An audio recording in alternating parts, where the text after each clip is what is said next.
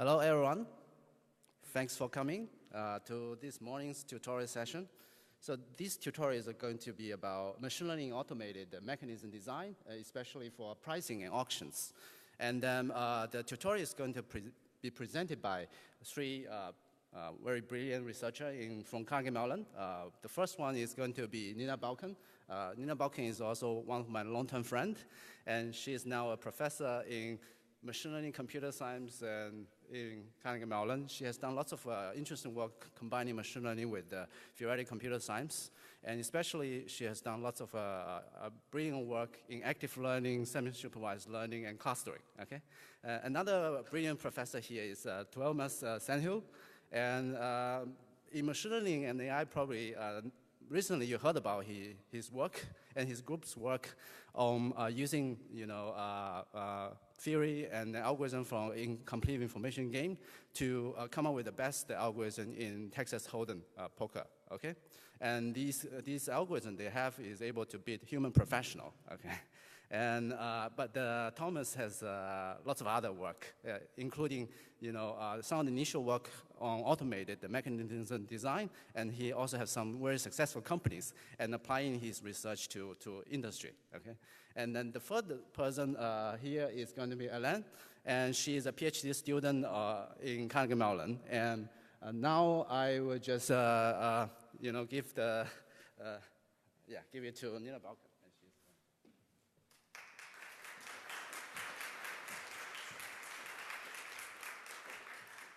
Okay, so what I want to do is just to give you a very, very brief high-level overview of the tutorial and its structure. So this tutorial is about mechanism design, which is a field of game theory that has tremendous real-world impact in areas such as mechanism design, auction design, and pricing. And in this tutorial, we'll focus in particular on an exciting new approach to mechanism design called automated mechanism design, that uses machine learning and optimization in order to design mechanisms based on data. So this is a very exciting topic at the intersection of machine learning, game theory, optimization, and so on. Okay, and in terms of the structure of the tutorial, just to get you up to speed, or just to remind you in case you are familiar with what mechanism design is, we'll start with mechanism design basics and a very high-level overview of what mechanism design is. And Ellen will present that part. Then we'll talk about automated mechanism design, and Thomas will present that part. Then I'll present formal guarantees, in particular sample complexity guarantees for automated mechanism design. And then Ellen will conclude by putting this into a broader context and discussing open directions. And we'll have a 5 minutes or like 10 minutes break for questions right after Thomas is speaking. But if you have pressing questions, please feel free to ask questions throughout the tutorial. Okay? And so now Ellen will start with an introduction to mechanism design.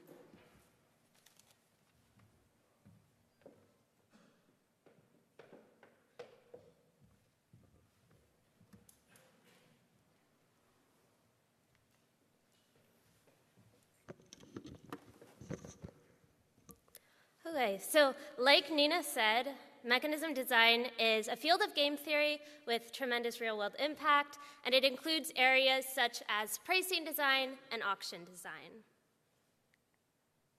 And of course, we see prices and auctions all around us. So for example, Amazon sells millions of items every day, and it has to decide how to price every single item it sells. So how should it do that? And the US government has to design spectrum reallocation auctions.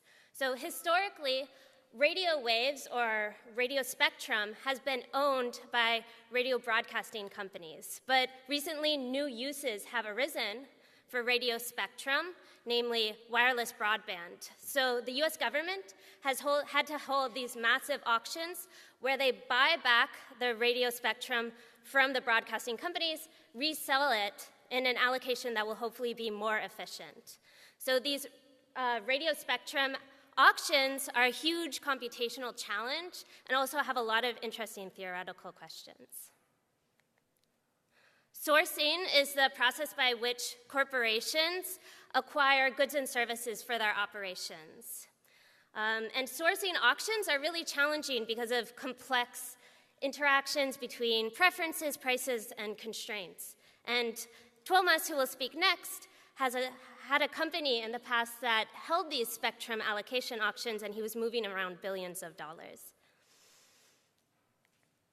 And finally, large internet companies, of course, get huge amounts of their revenue from ad auctions. So when you make a Google search, you're going to see these sponsored search suggestions on your page. And the way this works is that when you make this search, an instantaneous auction goes on where advertisers bid on the opportunity to show you an ad. And as you can see, huge fraction of these companies' revenue come from these ad auctions. So this tutorial is about automated mechanism design, which is a new approach to mechanism design which uses optimization and machine learning to design mechanisms based on data. And automated mechanism design helps overcome the challenges that have been faced by economists, namely the challenges of traditional and manual mechanism design have faced these major roadblocks because we don't even know how to sell 2 items to 2 bidders optimally or in a revenue maximizing way. So in this tutorial, we're going to cover real-world success stories, and we're also going to cover some statistical guarantees, which we believe are using tools that should be of independent interest to machine learning theory more generally. Okay, so now I'm going to start off with some mechanism design basics just to make sure everybody is on the same page and everybody's up to speed. So at a high level, a mechanism for a sales setting, there's going to be a set of items for sale and a set of buyers who want to buy those items. And at a high level, what a mechanism determines is who should receive which items and what they should pay. So for example, maybe there's a coffee and a muffin for sale, and so there are 2 buyers. This buyer values the coffee for $2, the muffin for $3, and the pear for $6. And we want to figure out what prices should we set, who should get the items, and what should they pay.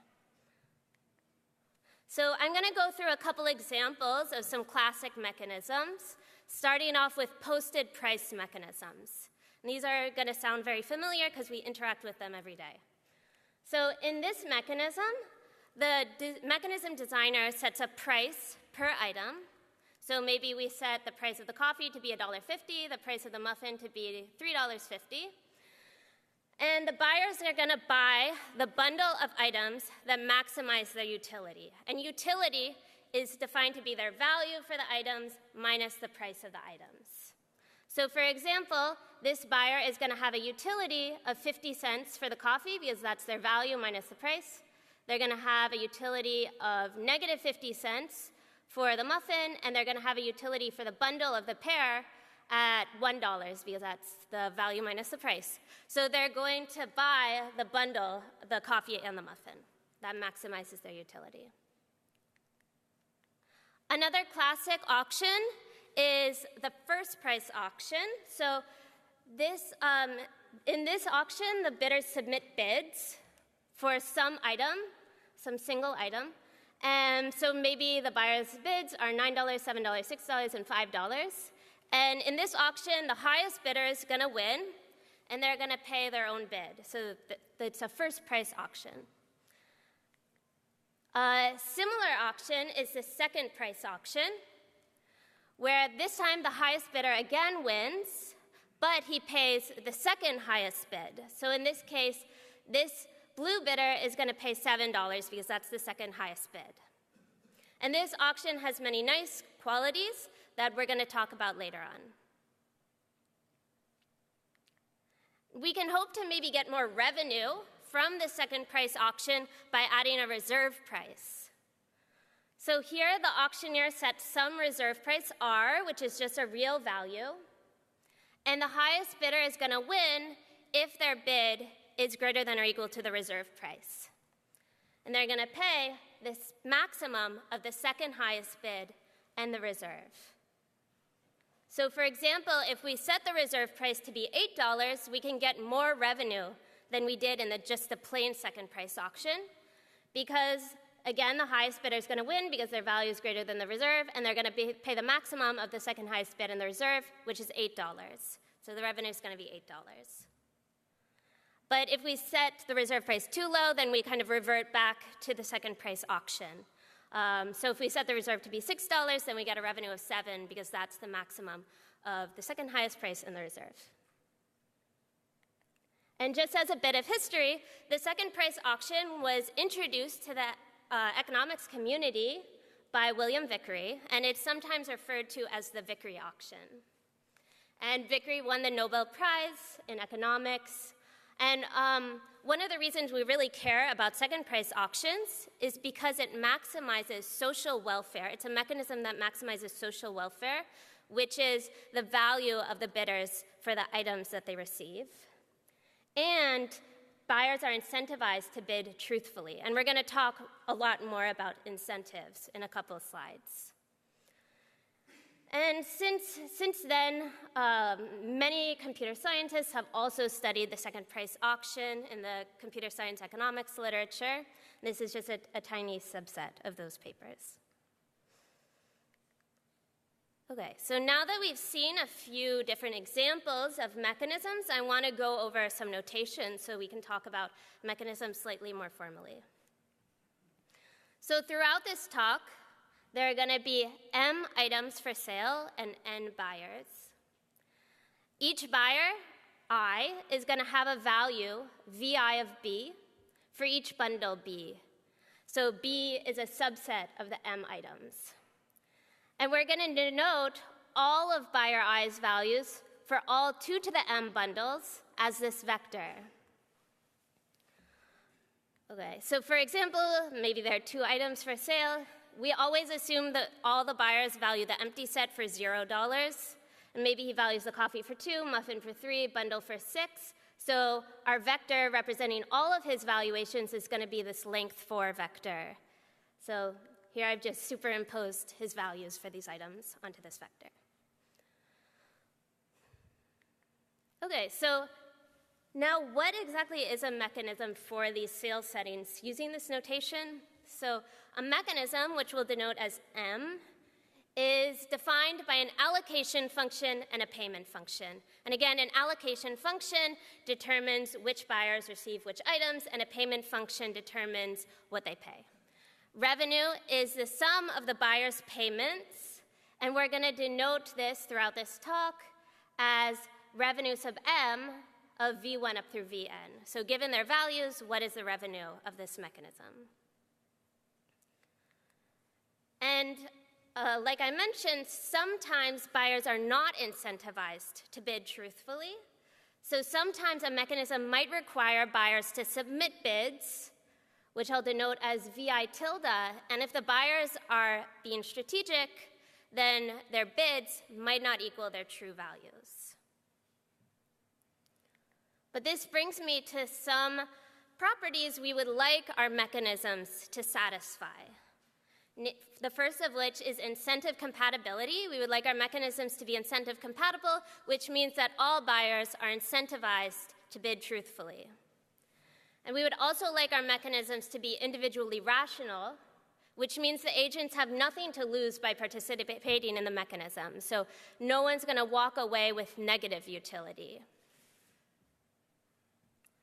So now I'm going to describe incentive compatibility a little more. So I'm going to show you why the second price auction is incentive compatible. And remember, this is where the highest bidder wins and pays the second highest bid. So the claim is that every bidder is going to maximize their utility by bidding truthfully. And remember, utility is their value for the good minus their payment times 1 if they actually win. So let's assume that all the other bidders are bidding truthfully. Why would I not want to bid above my own value for this good? Well, let's say that I'm the winner, so when everyone's bidding truthfully, I'm the winner. Right? So my true value is above everyone else's values. why wouldn't I want to bid above my value? Well, I'm still going to be the winner, and since I pay the second highest bid, my payment is not going to change, so I have no incentive here to bid above my true value. And what if I'm the loser, so my value falls below some other bidder's value? Why wouldn't I want to raise my bid in this case? Well, I might become the winner if I raise my bid to the highest bid, but I've raised my bid so far that I'm going to be paying something that's higher than my true value. So I'm going to walk away with negative utility. So I don't want to raise my bid in this scenario either. Okay, so we've seen why I wouldn't want to bid above my own value. So why wouldn't I want to bid below my value either? Well, if I'm the winner, right, I might become the loser, but that means that I shifted from a non-negative utility to zero utility. So I have no incentive to do this. And finally, if I'm a loser and I shift my bid even lower, then I'm still going to lose. So I have no incentive to bid untruthfully in this scenario either. So we've seen I don't want to bid above my value, I don't want to bid below my value, so I might as well bid my own value. So that's incentive compatibility. Individual rationality, I am no worse off by participating in the mechanism. I'm not going to walk away with negative utility. And the second price auction is individually rational because assuming that everybody bids truthfully, like we saw we can assume, the bidders are either going to pay nothing if they lose, or they're going to pay something that's at least as low as their own value. So they're going to walk away with at least non-negative utility. So the second price auction is also individually rational. Okay. So now I want to talk about individual rationality and incentive compatibility. Since they're such fundamental concepts in mechanism design, I want to talk about them slightly more formally. And to do this, I'm going to introduce a standard assumption that's been made for decades in economics and is actually very natural from a machine learning perspective as well. And it says that buyers' values are defined by a probability distribution over all the possible values they might have for all the bundles of goods. So for example, what we're assuming is that there's some distribution D from which the buyer's values are drawn. And again, these are valuation vectors. That's how we're representing them. So there's a distribution over these valuation vectors.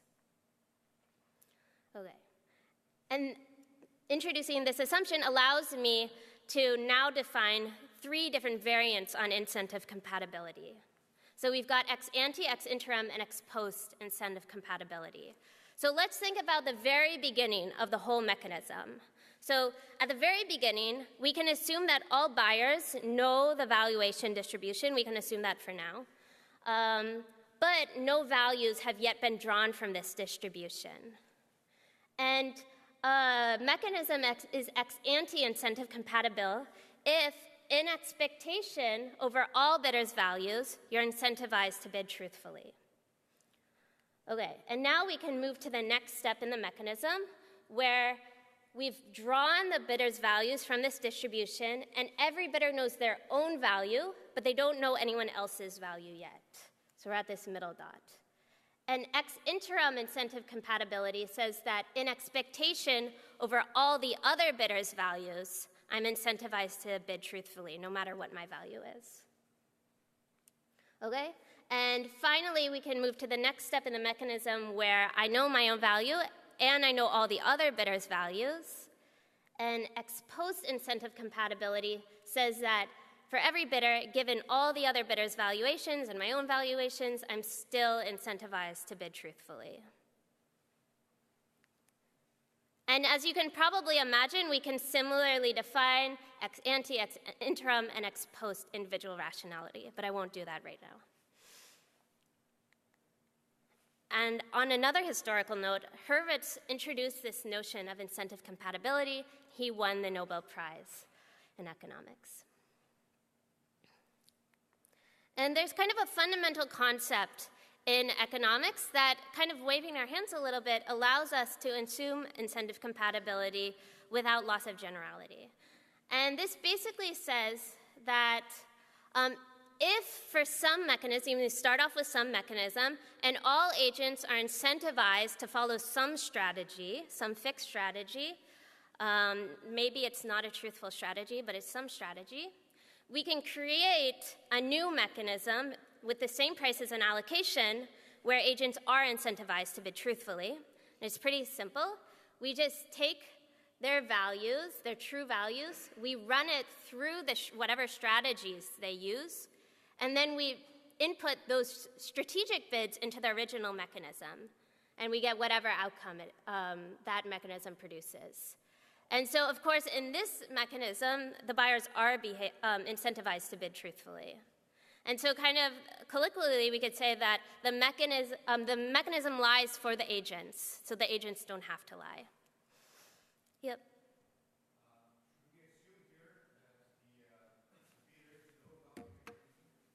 Yeah, we assume they know about the mechanism, yeah.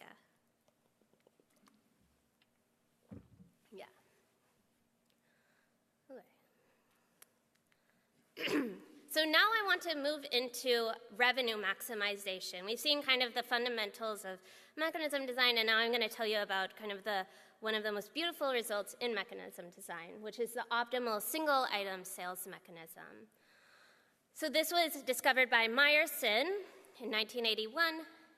It's the optimal single item sales mechanism, single item multi-bidder, and economists typically refer to revenue maximizing mechanisms as optimal mechanisms. So that's the terminology we're using here. And he also won the Nobel Prize. And so some kind of like intuition behind Meyerson's optimal auction. So what is the problem with the second price auction? Why wouldn't the second price auction be revenue maximizing? Well, let's think about a scenario where we've got one strong bidder and one weak bidder. And generally, the strong bidder's bids are much larger than the weak bidder's bids. Typically, the strong bidder is going to be winning, and he's going to be paying the weak bidder's bid. Because it's the second price auction, highest bidder wins, pays the second highest bid. So this is kind of unfortunate. It's going to leave a lot of revenue on the table, because if the strong bidder's bids are much larger than the weak bidder's bids, he'd be willing to pay a lot more. So what Meyerson's auction does is it kind of boosts these weak bidders' bids to create competition for the strong bidder. So it kind of artificially boosts his bids. And kind of the amazing thing is that Meyerson's optimal auction maintains incentive compatibility nonetheless. So I'm going to tell you what Meyerson's optimal auction looks like now. So Meyerson's optimal auction works in the case where the buyer's values are independently distributed. Not identically, but independently distributed. So we assume that buyer I's value has a distribution with a probability density function Fi, a CDF capital Fi, and support in 0, 1. And we define a virtual value function as follows. Phi I of t is defined to be this value. And so this is a function, we call it the virtual value function. So what we do is we solicit bids from these buyers. We map their bids through this virtual valuation function, so we get these virtual values. And if all of these virtual values are smaller than 0, then we don't allocate the item. But if some buyer has a non-negative virtual value, then we allocate the item to the buyer with the highest virtual value. And in words, we charge the winning bidder their threshold bid, which is just the smallest they would have to keep bidding in order to keep winning. And you can see that in math written here, if you're curious. Meyerson's optimal auction was later extended to selling multiple units of a single good. And a kind of interesting fact connecting this back to the second price auction is that when the buyer's values are not only independent but identically distributed, Meyerson's optimal auction is equivalent to a second price auction with a carefully chosen reserve. So that's what we know about first price, or what we know about single item auctions. But when we try to sell multiple items, there are huge roadblocks. We don't even know how to sell 2 items optimally in a revenue maximizing way. There's been tons of work in this field from both the economics community, the computer science community. And next, Tuomas is going to tell you more about automated mechanism design for multi-item auctions.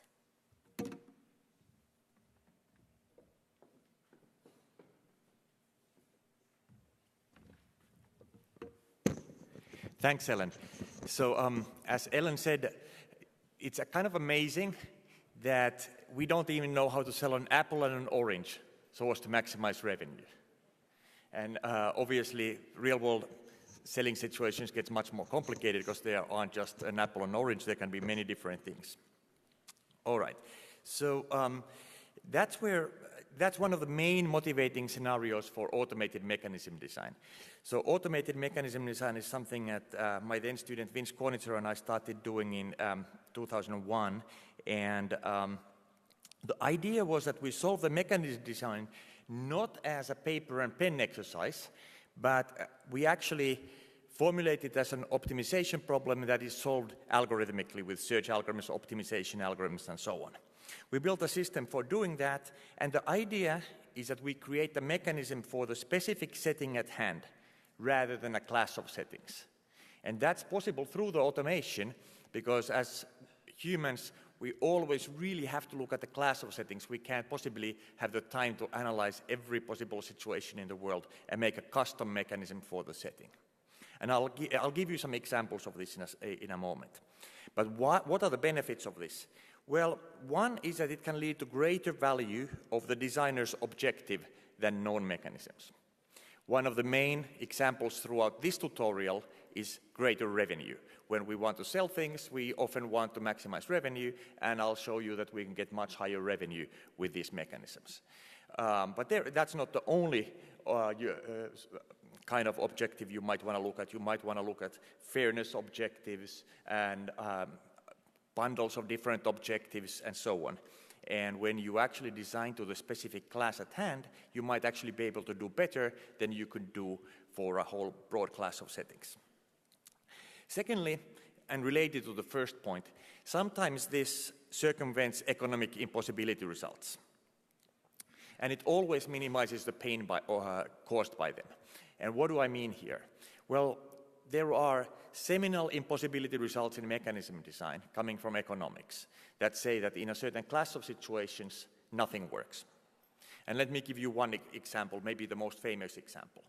So the Meyers and Satterthwaite theorem for trading from 1983 says that even if there's just one item for sale, one seller, one buyer, we cannot come up with a mechanism so that the good will trade hands whenever the buyer values the good more than the seller, as long as we require budget balance and it's voluntary to participate in the mechanism. So that seems like a very bad impossibility result. Yet we see trade all the time, and not just one item trade. So turns out that the Meyers and Satterthwaite theorem sometimes doesn't bind at all for certain valuation distributions of the buyer and seller. There is no impossibility. And for other valuation distributions, the inefficiency that stems from the impossibility result is rather small. And when you optimize to the distributions at hand using automated mechanism design, you get the minimal pain, the minimal loss in efficiency. Then this can also be used in new settings and for unusual objectives, settings that nobody has had the time to actually solve before, or objectives that people haven't had time to solve. It can yield stronger incentive compatibility and participation properties. So if you think about what Ellen says, she's talked about ex ante, ex interim, and ex post. So sometimes we can actually get further to the right side in that figure while not giving up anything by using automated mechanism design that's specific to the distribution. And then it shifts the burden of design from human to machine, which is, I guess, always a good thing. So one of the motivating examples for me why I started thinking about this was our work on sourcing auctions. So we were doing strategic sourcing where governments and companies buy goods and services from their suppliers, often for, let's say, a year ahead, oftentimes hundreds of millions or billions of dollars per auction. And back in the kind of early 90s, with companies like Free Markets and Ariba and so on, the most common auction mechanism for sourcing was a descending price auction for pre-bundled lot. And that is completely prior-free. It doesn't have any information about the priors. And in sourcing, oftentimes a buyer has a lot of prior information about the supply base. So it just seems silly that as a first step of your sourcing process, you would throw away all the information that you actually have. All right, so some of you may actually wonder about the wording automated mechanism design versus algorithmic mechanism design. These sound similar, but they're completely different things. In automated mechanism design, we're designing the mechanism automatically. In algorithmic mechanism design, it takes a viewpoint that you can't solve the NP-complete winner determination problem, and therefore we are manually trying to design mechanisms that run in worst-case polynomial time. So again, while they sound similar, they're totally different. All right, so here's a picture of classical versus automated mechanism design.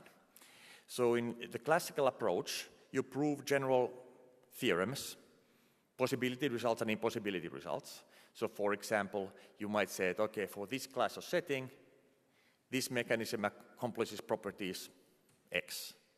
And for that setting, no mechanism accomplishes properties Y. And then you publish the results, and then people draw intuitions from the results, and when they face a real-world problem, they apply the intuitions manually to build a mechanism that's somehow loosely motivated by the theory, and then they apply the mechanism to the setting at hand. In automated mechanism design, we're actually taking the mechanism design framework quite literally, and we're building the software once, we're taking the real-world mechanism design problem that appears, feed it through the software, and apply the mechanism directly. All right. So in the first generation of automated mechanism design, the input representation was what we call flat. So you would actually discretize a type space if it wasn't already discretized, and I'll talk about what that is. And you would have kind of a table-based representation of the input and the mechanism.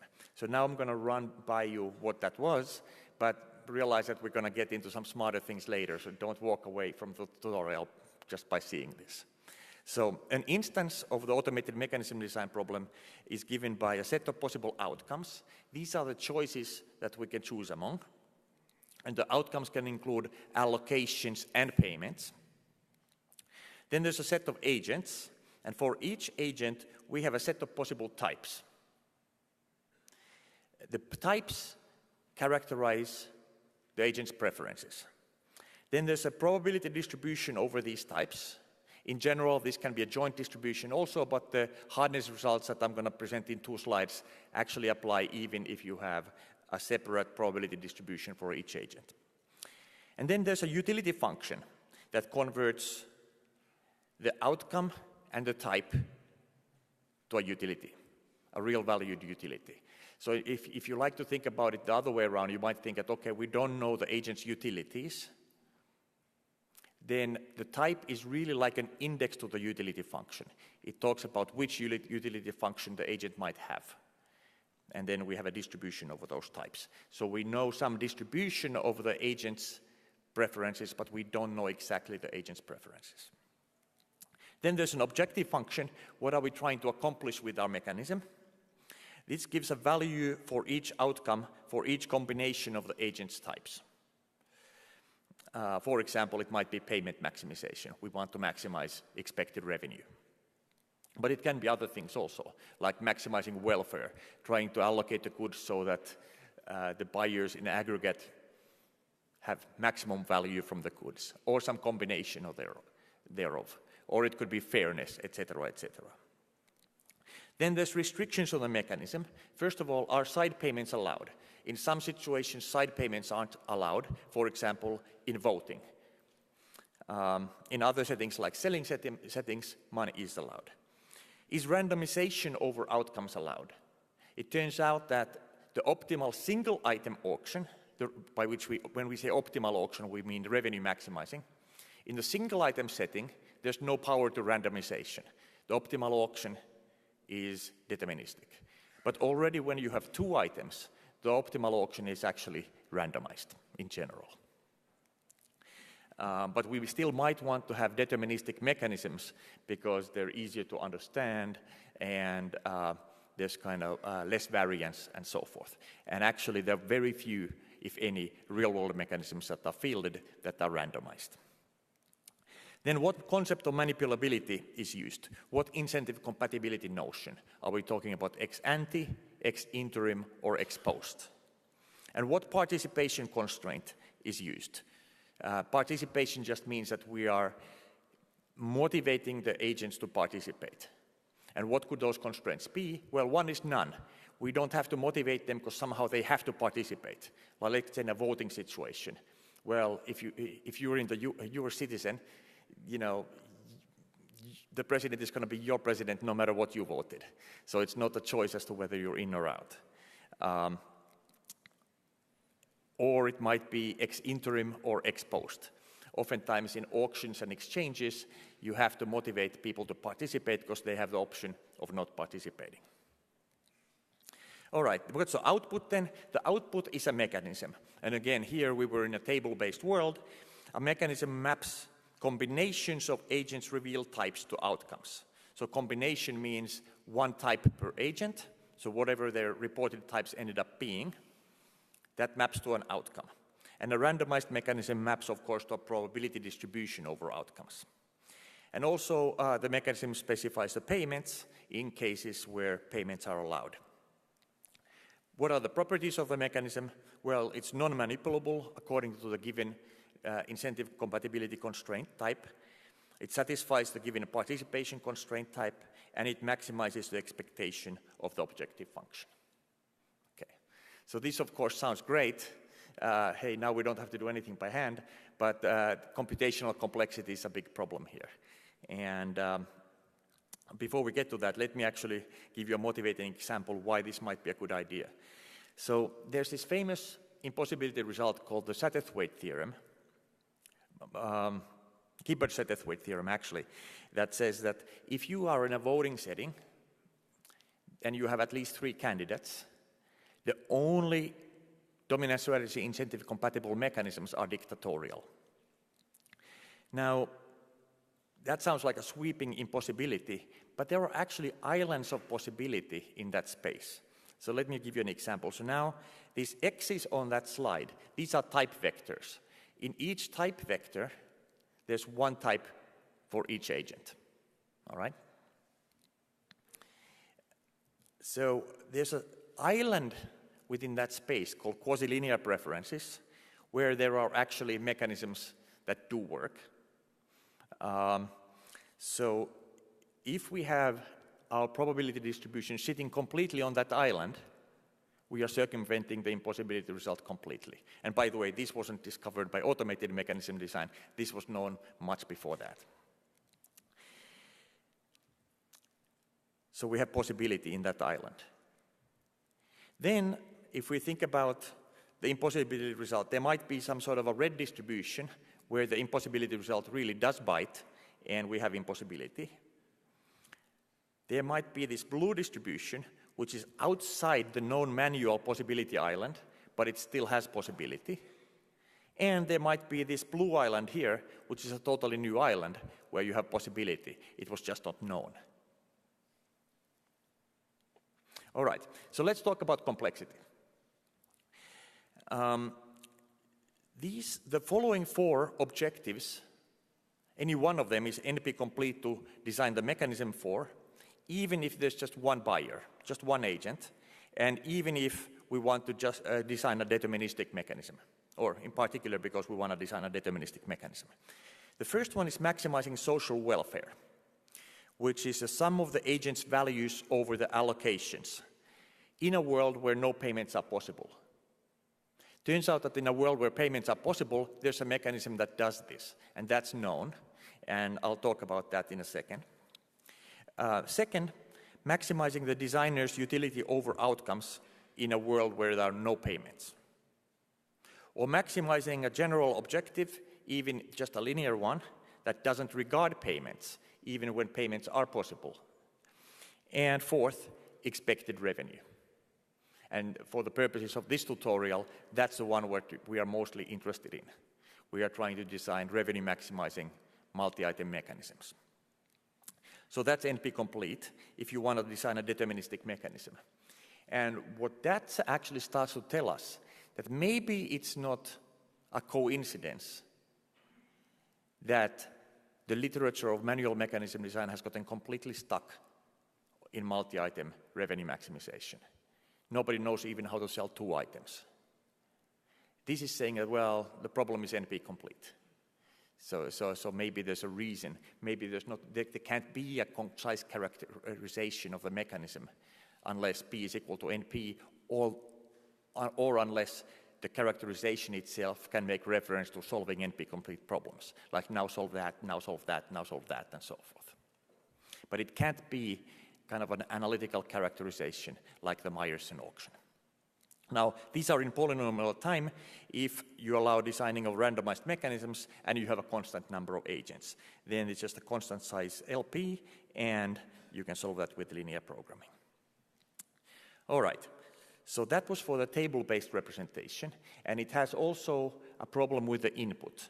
And no matter what you really actually use as your representation, you're going to have this input problem. So it's not just that the computational complexity is hard in the mechanism design box. It's also that the input is huge. So there's going to be an exponential allocation space. Any one of the items can go to any one of the agents or to none of them. So the number of allocations is agents plus 1 to the power of items. And even if you have these product distributions where you don't have any correlation between the different agents' type spaces, even for one agent, the support of the type distribution can be doubly exponential. So let's say for simplicity that each bundle for a given agent can take any one of k values, just to keep it simple, so it's discretized. You have 2 to the power of items bundles, so the support of the probability distribution is doubly exponential, k to the 2 to the items. So this means that you can't even represent the input to these design problems except in tiny problems, maybe 2 or 3 items. Okay? So how do we get around these computational difficulties and input largeness difficulties? And notice it's not just a computational question of, hey, I can't take the input. This input can't be sitting around anywhere because nobody can have enough representation space to store it and not enough experience to gather it, etc. All right, so Anton Likodedov, who's my student back then, and we came up with 2 ideas to try to cut down on this complexity. And one side is kind of trying to get scalability, and the other side is trying to avoid the need to discretize the type space. So oftentimes we don't really have a discrete type space, we have a continuous type space. The first idea was not to assume that the valuation distribution is given, like we usually assume in auction design or sales system design in economics. Rather, let's only assume we have samples from the distribution. Okay? So now, my complexity is not out of hand. I can have a list of samples, I can store it. Now, of course, the list of samples isn't as good as the whole distribution, but at least I have something that's potentially practical. And second, instead of trying to design the mechanism from scratch in a table-based representation, maybe let's take some sort of parametric class of mechanisms where each mechanism in the class has good properties, let's say incentive compatibility properties and individual rationality properties, and then let's optimize the parameters so as to try to maximize our objective over that class. All right? And now I can have more complex classes with lots of parameters or simpler classes with fewer parameters. So I can control my computational complexity, and as we also will talk about, we can control the sample complexity of these things. All right, so there's an unknown distribution over valuations, and we use a set of samples to learn a mechanism that has high expected revenue. And there's been work on the multi-item case now on that, as well as on the single item case. So more formally, if you think about it as a learning problem, our goal is the following. Given a large family of mechanisms and a set of buyers' values sampled from an unknown distribution D, find a mechanism with high expected revenue on the real distribution D, which we don't know. And the approach that we'll take is that we'll try to optimize a mechanism to the samples that we do have. And now there's two questions. How do we optimize? So we get near optimal on the samples. And then if we do that, how close are we to optimal on the real distribution, which we didn't know? So I'll talk about the optimization problem now, and later in the tutorial we'll cover the sample complexity side. But first, what do we mean by sample? And there's some flexibility here. We could define a sample in many different ways, but for the purposes of this tutorial, we define the sample as being a full draw of valuations for every agent. So every agent has a value for every bundle. We see basically this type of table in every sample. So it says for every agent, what's the value of their that they have for every bundle. And then we can have n of these samples. Okay, so that was the don't assume valuation distribution, only assume samples. Now the other side is on the optimization side. Instead of trying to optimize from scratch in this table-based representation, let's do automated mechanism design as a search in a parametric mechanism class. And I'm going to start from the first things we did, and then we'll talk about some more advanced things later, like how do we decide what kind of mechanism class we can afford to use given a finite set of samples. But the mechanism class that I'm going to talk about is probably the most famous auction class in the auction literature. We're going to start from that, and then we're going to transform it to something better, higher revenue. This is called the Vickrey-Clark-Groves mechanism, or VCG. Ellen mentioned the Vickrey auction. This is the multi-item generalization of the Vickrey auction. It's a fundamental building block for multi-item, multi-bidder automated mechanism design of deterministic mechanisms, as you'll see. So now, when we're optimizing in this class, we are optimizing over deterministic mechanisms because they're practical, because we know how to do it, and so forth. So some of the theory that we'll show later in this tutorial, actually all of the theory, applies to randomized mechanisms as well, but I'm going to just, for now, talk about the deterministic mechanisms. So this is the VCG mechanism, which was designed manually, is a multi-item, multi-bidder incentive-compatible auction that maximizes social welfare. It's incentive-compatible in the ex-post sense, in that even in hindsight, if I knew exactly what the other bidders bid, I'm still better off telling the truth. And it's also ex-post individually rational, in that even in hindsight, I can't regret having participated. In particular, if I win nothing, I pay nothing. And what's social welfare? That's a sum of the buyer's values for the items they are allocated. So here, we are just taking the view that we are this altruist and we just want to allocate these goods so as to maximize goodness in the world, not including ourselves, by the way. So the seller is not included. This is just the bidders. We want to allocate the goods to the bidders who value them the most, so to make best use of the goods. All right. How it works, first, each bidder submits a bid for each bundle of items. And there's been actually quite a bit of work on how do you make this step simpler with more sophisticated structured bidding languages and preference elicitation techniques and so on, but we are not going to talk about that in this tutorial. So don't worry about that complexity now, just say that everybody bids on every bundle. All right. So now the notation is that there's an allocation of M goods where BI is the bundle of goods that bidder I gets. So this means that the bundles are all subsets of the set of goods, maybe empty subsets, and the subsets don't intersect.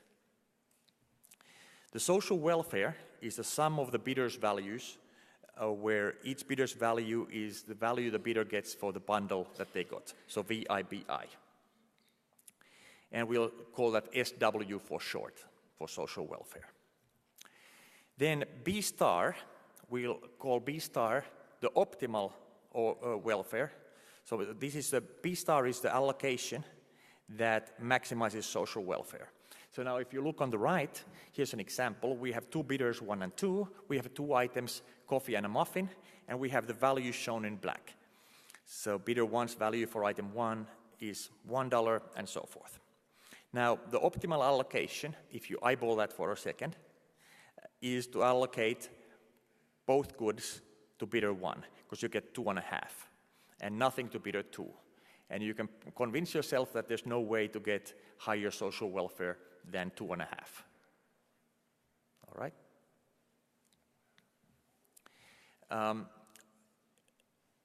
SW minus I is a social welfare of an allocation not including bidder I. So how well off are the other bidders in the allocation? And B minus I is a notation for social welfare maximizing allocation if bidder I hadn't participated. So if bidder I hadn't submitted any bids, had stayed at home, the other guys would have won more things, and what would that allocation have been? And in the VCG mechanism, you choose the optimal allocation overall, but the bidder doesn't pay the bidder's own valuation for the goods that she got. Rather, the bidder pays the social welfare of the others had she stayed at home, minus the social welfare of the others. So this is really the negative externality that bidder I imposes on the others by showing up. So bidder I showed up, took some items home, therefore those items didn't go to the other agents, therefore there was a negative externality. How big was that negative externality? Well, that's how much bidder I has to pay. All right? So let's run that through this example. The best allocation, if bidder 1 had stayed at home, would have been to give both goods to bidder 2. So the social welfare of the others would have been 1, while in reality the social welfare of the others was 0. So bidder 1 has to pay 1 minus 0, which is 1. Okay? Now, you might see the problem here. Bidder 1 values her allocation at $2.50, but only paid $1. So this is not, somehow this smells bad. It smells that we're not maximizing revenue. I'm not saying that you would ever be able to extract the whole surplus, the sum of the bidder's values. But this just seems low, right? So what can you do? Well, what if you made an additive boost to the social welfare of the allocation that would happen if bidder 1 had stayed home? And let's call that, that in the red 1.49. So we're going to give an additive boost to the social welfare of the others if bidder 1 had stayed at home. So now bidder 1 pays 1 plus 1.49 minus 0, which is 2.49, almost a full 2.5. Okay? So we're now somehow tweaking the VCG mechanism to make bidder 1 pay more. All right, so now I'm going to tell you what the general pattern of tweaking is, but first I'm going to give you the general VCG mechanism as it was originally introduced. So First, we compute the social welfare maximizing allocation, which is the argmax of allocations of the sum of the bidder's values. Then we're going to compute for each bidder the social welfare maximizing allocation without that bidder's participation. Then we are going to compute how much that bidder has to pay. And that's just how much happier everyone would have been if that bidder hadn't participated. All right, so we talked about this already. This is just putting it in a kind of a nice form where I can add some things now. So the idea of the boosting is that we can boost every allocation with some constant lambda. They could be positive or negative. So I'm going to add to the social welfare function that we're maximizing in step 1, the lambdas. And then I'm going to add the lambdas also in step 2, and I'm also going to add the lambdas in step 3. Nothing else going on except that I'm giving this additive boost to allocations. And it can be 0. Of course, now you might guess that there's an issue of optimizing those lambdas. What should they be? And that's indeed going to be an issue we're going to talk about. But we can do another thing also, which we can take positive weights W, and we can weight the bidders. So we can multiply the bidders' values with W's, as you can see here, in steps 1, 2, and 3. And now we're going to get a class which we call, or which are called affine maximizer auctions. This is a class that was introduced by Roberts in 1979.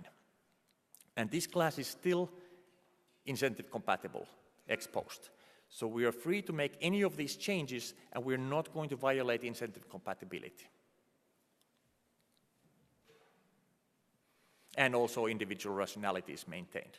So this gives us a class, if you think about the pattern that I suggested, it gives us a class where we have the good IC and IR properties, and now we can just tweak the parameters so as to increase revenue. So this is one of the parametric classes we optimize over. Now, what Robert showed is that in a setting of an allocational auction, where the bidders don't just care about what they get, but also potentially what the other bidders get. So they might like that their friends would get more goods than their enemies and so forth. This is the only incentive compatible mechanism. Only one. Not the only revenue maximizing one, only one. Okay?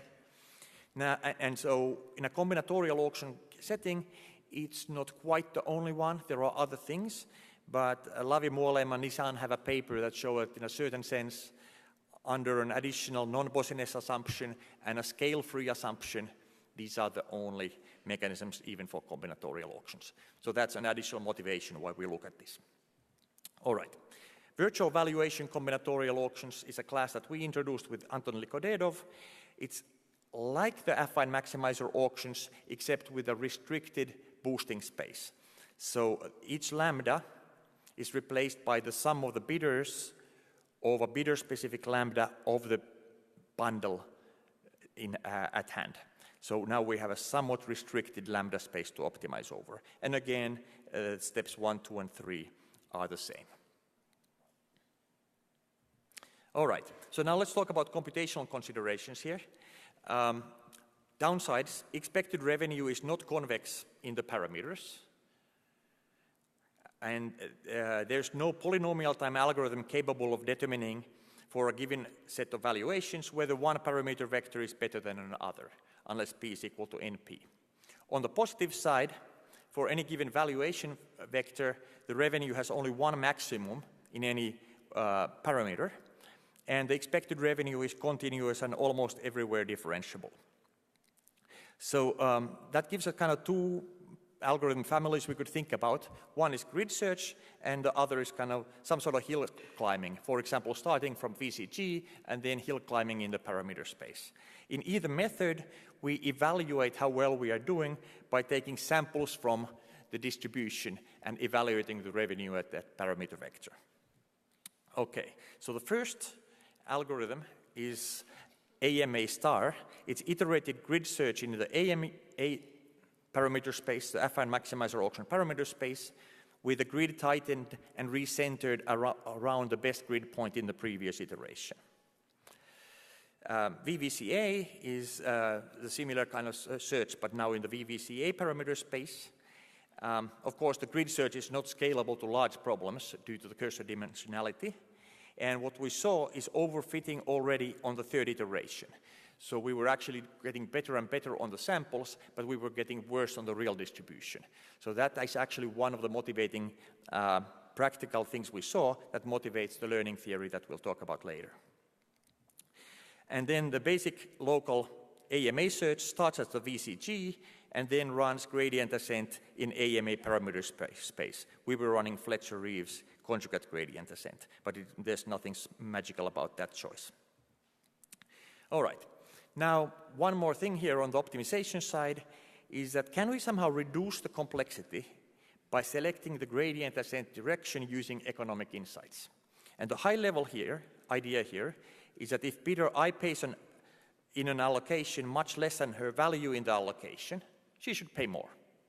And that gives us kind of families of algorithms for doing smarter gradient ascent.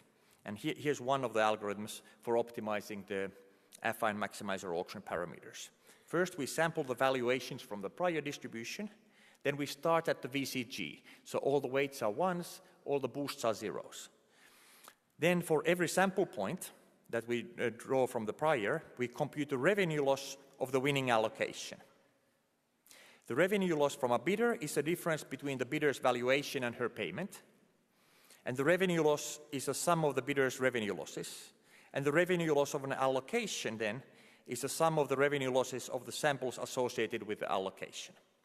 We make a list of these allocations in decreasing order of revenue loss, choose the first allocation from the list. If the list is empty, we're done. We're the local optimum.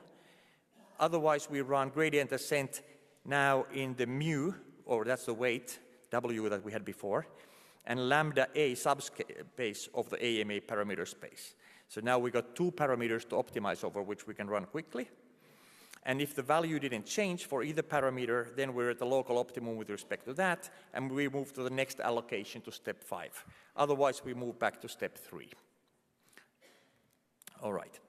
Then there's a similar kind of idea for the VVCA auction optimization, and here are some results. So first, let's talk about 2 items, 2 bidders. Sounds simple, but even that was unknown. So here we have value of a bidder for item 1 and item 2 drawn from a prior distribution with the density function fi. So the different bidders can have different priors. And the value for the bundle is the sum of the values of the items plus some constant c, where c is drawn from a distribution fc. We have 3 settings on the slide here. The first setting is the simplest one where there's no complementarity, so c is 0. And we're drawing the valuations for the items for both agents uniformly from 0, 1. The VCG gives revenue 2/3, and then the other auctions give a revenue lift ranging from 17% to 32% over VCG. In setting 2, we have some complementarity, but we still have symmetric distributions. And again, you can see that there's a significant revenue lift over VCG. And in setting 3, we have asymmetric distributions and complementarity and substitutability. And there you can see that the local search methods don't do as well as the grid search methods, so they do sometimes in practice get stuck also in local optima. Now, it was actually quite interesting later on with the same technology, when we looked at setting 1 in more detail, we started to see what are the things that actually allow you to get more revenue. And generalizing the mechanism design from what's called mixed bundling auctions with the reserve prices, where you either sell all of the goods separately or as one big bundle, but you have reserve prices, to VVCAs, created no extra revenue. But then moving from VVCAs to AMAs did give extra revenue. So this type of computational methodology allows you to also get kind of qualitative understanding of where the revenue lift comes from. All right, scalability experiments. This is 3 items, number of bidders on the x-axis, and you can see that it's sub-exponential, and the local search methods are much faster than grid search, of course, which is not even shown here, but the economically motivated local search methods are better than the naive gradient ascent, which is the red line. Here's scalability experiments for a fixed number of bidders, varying the number of items. So that's about exponential there. Again, the economically motivated ones are better than the straightforward gradient ascent. And then anytime performance. So you also don't have to run these to convergence. You can, even large problems like 7 items, 7 bidders. Well, you might say this is not large in the Amazon scale, but it's large compared to what was possible before. You can see that you get most of the benefit up front, so you really don't have to run these to completion. Now, a couple of more ideas. One is incremental automated mechanism design. Here, the idea is that we are not going to design somehow from scratch, and we're not going to design within a parametric family. We're going to start from a naive mechanism, which is highly manipulable, and then we're going to start to find those manipulations, and we're going to fix them. If you think about automated mechanism classes, this would be a third kind of approach. So we start with some manipulable mechanism M. We find some set of manipulations F. Here a manipulation is given by an agent I, a type vector of all of the players, and a better type report. In other words, a beneficial lie for agent I. And of course, there's a lot of choice here. Do we find one manipulation, one per player, the best manipulation, best per player, or all of the manipulations, and so on? 3, if possible, change the mechanism to prevent many of these manipulations from being beneficial. And how do you change the mechanism? Well, the outcome that the agent who had a beneficial lie got has to become worse, or the outcome they would have gotten if they told the truth has to get better. But still there's a lot of choice as to which ones do you fix and in what order and so forth. And furthermore, the problem is that as you fix some of these manipulations, some other manipulations might become beneficial. And 4, repeat from step 2 until termination.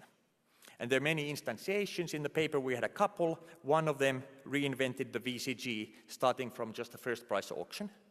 And another reinvented plurality with runoff voting from just starting with plurality.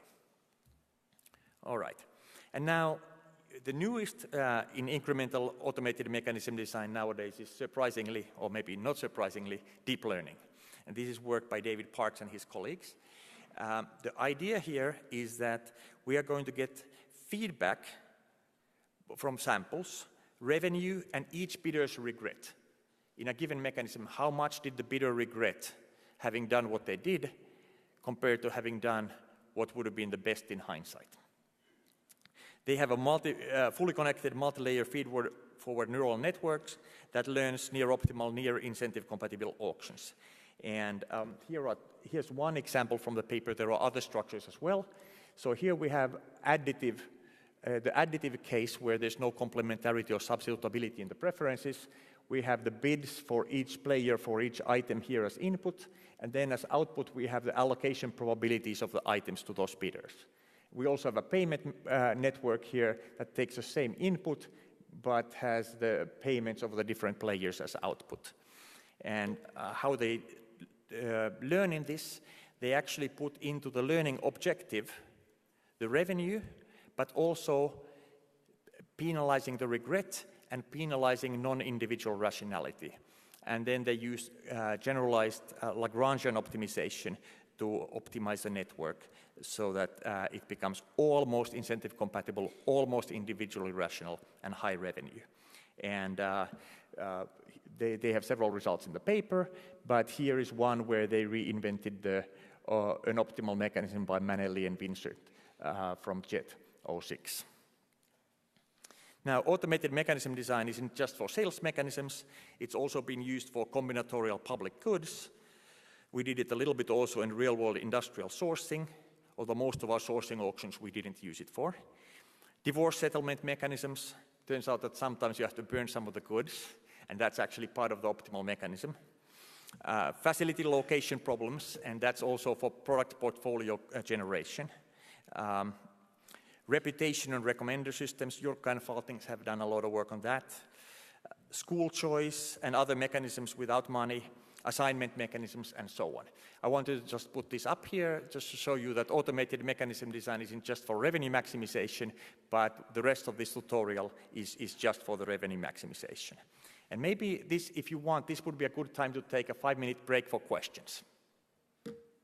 Any questions? We can also just zoom through to the next thing. Yes?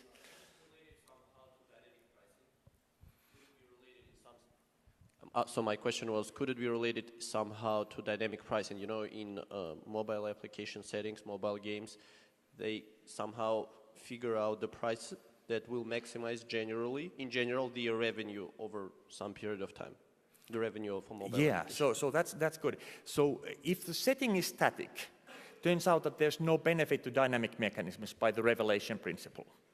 If the setting itself is dynamic, there's actually sometimes benefit to going to dynamic mechanisms. Here in this tutorial, we'll talk mostly about the static case, but in the end, Ellen is also going to talk about some dynamic things, although more dynamic things have been done and could be done. Any more questions? And you can also ask questions for Ellen, by the way, not just for my part.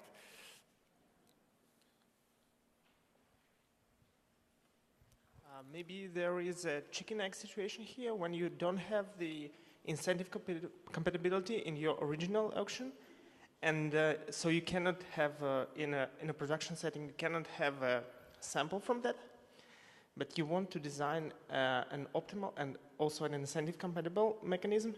So you need to design the incentive-compatible mechanism first to get the samples from the real distribution of the values, and then you can optimize. How do you solve this problem? Yeah, this is a great question. So we are not saying that the samples that we get from the valuation distributions are bids. We're kind of agnostic where that information comes from. And the way I originally was thinking about automated mechanism design, and how I still largely think about it, is that there's a designer that has some domain knowledge. Like in our sourcing examples, there were people who had been doing the same kind of sourcing for sometimes decades, and they knew the suppliers. So the buyer, the auctioneer in that case, or seller in these auctions, has that information. So it's really the seller that's expressing the prior by samples. The prior here, maybe not from the bids. Now there's a whole other literature in economics. How do you go from bids to values? And there's a lot of work on that. So that's another way you might be able to come up with the samples, but you're exactly right that then you have to worry about how do you actually take into account that the bidders were lying in the original mechanism. But there's a whole economics literature on that. Yes? Go ahead. Oh, yeah. So in your slide, experiments 2 items, 2 bidders, how sensitive it is to the PDF choice which you have selected. If I understand correctly, you have a uniform distribution here. Did you try other distribution, and is it very sensitive? Yes, we did try other distributions, and it is very sensitive. And this is kind of the whole point, in that you don't want to be using a general purpose mechanism. You want to be using a mechanism that's specifically tailored to the distributions at hand. Oh, I guess. I had a sort of a 2-part question. You mentioned that randomized mechanisms are easier to solve for than the deterministic mechanisms, computationally speaking. Are those randomized mechanisms sort of analogous to mixed strategies in Nash equilibria? And have you looked at all into whether those randomized strategies can actually perform better in terms of, say, revenue maximization than the deterministic strategies? Yes, so when you're in a table-based representation, the randomized mechanisms are easier because they're linear programs instead of integer programs. Then it's known that even for 2 items, the optimal mechanism has to be randomized, while for 1 item it's not. This was actually something that was open in the literature for a while, and in 2003 we had this little workshop paper where we had actually used automated mechanism design to figure that out. So you can actually say, okay, take a setting, optimize a randomized mechanism into it, optimize a deterministic mechanism into it, and voila, if the randomized one gives you more revenue, you've just proven your conjecture. And you can do this by randomly generating settings, and if it happens even in one setting, you've proven your theorem. Now, yes, so you were asking about revenue. Yes, even in 2-item settings, you can get higher revenue with randomized mechanisms. Now, we don't really have a good space of randomized mechanisms to optimize over, like we have the affine maximizers here or VVCAs, but the theory that we'll talk about later in this tutorial applies to randomized mechanisms as well. Should we take one more question? Let's take one more question in the red shirt there.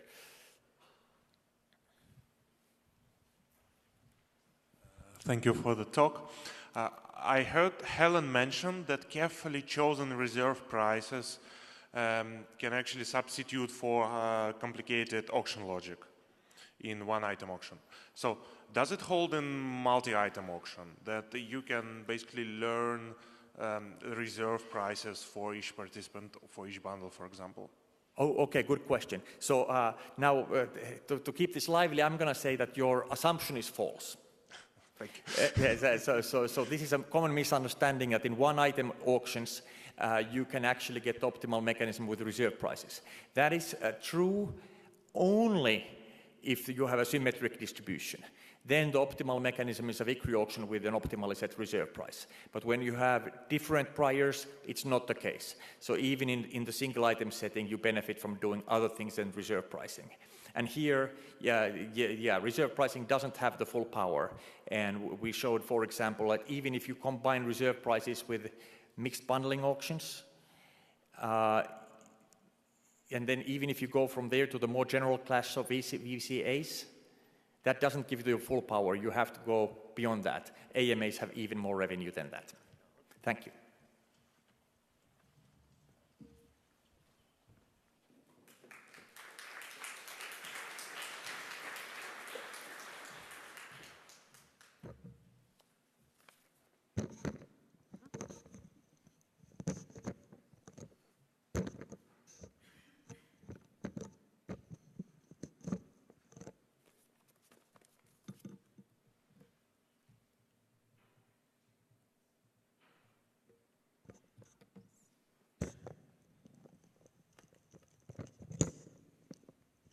All right, so can you guys hear me?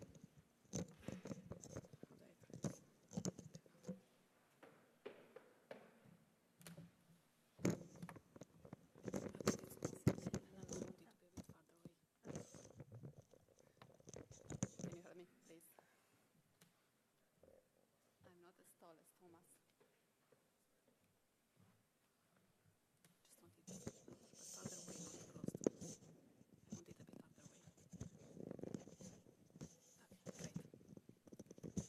All right, so in the next part of the tutorial, we'll be talking about sample complexity guarantees for automated mechanism design. So Thomas nicely described what automated mechanism design is, and he talked about computational complexity consideration or optimization consideration. Now, next important question is a sample complexity question, and this is what I'll talk about next. And I'll specifically be focusing on the distributional learning scenario, and then Ellen will tell us about some other settings as well. Okay? And so, just to remind you, we can view mechanism design as a learning problem as follows. So, what we do, we fix a problem that we want to solve, say the problem of pricing one or multiple items for sales in order to maximize revenue, which is really the focus of this part of the talk, of the tutorial. And so we fix a problem that we want to solve, and then what we do, we fix a parametric family of mechanisms that is commonly used in practice for this problem, or that we hope will do well for this problem. And then what we do, we take a sample, as Thomas described, from the unknown distribution over the bidder values for various subsets of the items. And then we use these samples in order to find the mechanism that we hope will have high expected revenue with respect to the fixed unknown distribution. Okay, so let me describe this again more slowly. So what we do, we fix a problem that we want to solve, and this can be a pricing problem or an auction problem. And then we fix a large, potentially infinite parameterized family of mechanisms for this problem. So for example, if we are trying to, if we have a single item auction scenario, and we are trying to maximize revenue, we might fix the set of second price auctions with reserve prices, which is what Ellen described at the beginning of the tutorial. Or if we are trying to price multiple items, again, to maximize revenue, we might consider the set of all posted pricing mechanisms, which again, Ellen described at the beginning of the tutorial. Oops. Okay, and so we fix a problem that we want to solve. We fix a large, infinite parameterized family of mechanisms for these problems. And actually, the family of mechanisms that I gave as examples here are actually infinite. For example, because for the reserve price case, second auction price of reserve prices, the parameter itself is just can take continuous values. Okay, and so and what we do, we take a set of samples, which we assume that are drawn at random from this fixed unknown distribution over the buyer's values for various subsets of the items. So, for example, in the second price auction with reserve prices case, our samples, because we are selling just one item, our samples will just describe the value of each buyer for the given item. Okay, so this will be sample number 1, where we get the value of each buyer for each of the items, and so on. We have sample number n. So you have, say, capital N samples here, this is for the second price auctions of reserve prices, or if we are doing posted price mechanisms where we are selling multiple items, where we have multiple items for sale, our samples will look a little bit more complicated. So each sample will tell us for each subsets of the values of our buyers for each of the subsets of the items. Okay, so this is sample number 1. So if we have 2 items, sample number 1 will tell us for buyer 1 how much he values, say, the coffee, how much he values the muffin, and how much he values both the coffee and the muffin. And similarly for buyer number 2, and so on, buyer number n. And so this is one sample, and we'll get capital N such samples. Okay, and then our goal is to use such samples, again, in order to find the mechanism, but we want this mechanism to have high expected revenue over the underlying distribution. So more precisely, we want to find the mechanism whose revenue is as close as possible as the revenue of the best mechanism from this family of mechanisms with respect to the underlying distribution. And again, we want to do this by only using samples. Okay, so that's the goal. And as Thomas described, a natural approach in order to solve this problem is to try to find the mechanism, let me call it M hat, that is nearly optimal over the set of samples that we have seen. Okay? So that's a very natural approach.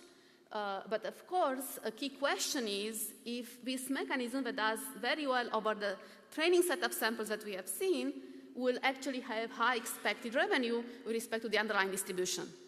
And will this mechanism be close to the best mechanism with respect to that hidden unknown distribution from this family of mechanisms?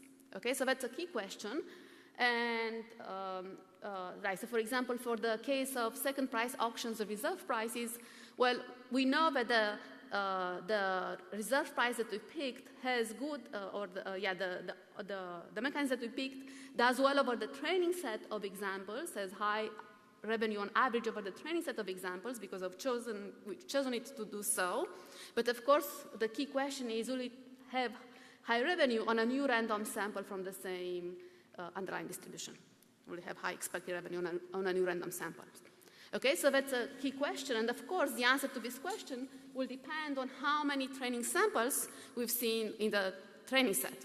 And so that's basically exactly a sample complexity question, which is how many training samples we need to see in order to guarantee that that a mechanism that does well over the training set of samples will also have high expected revenue as well.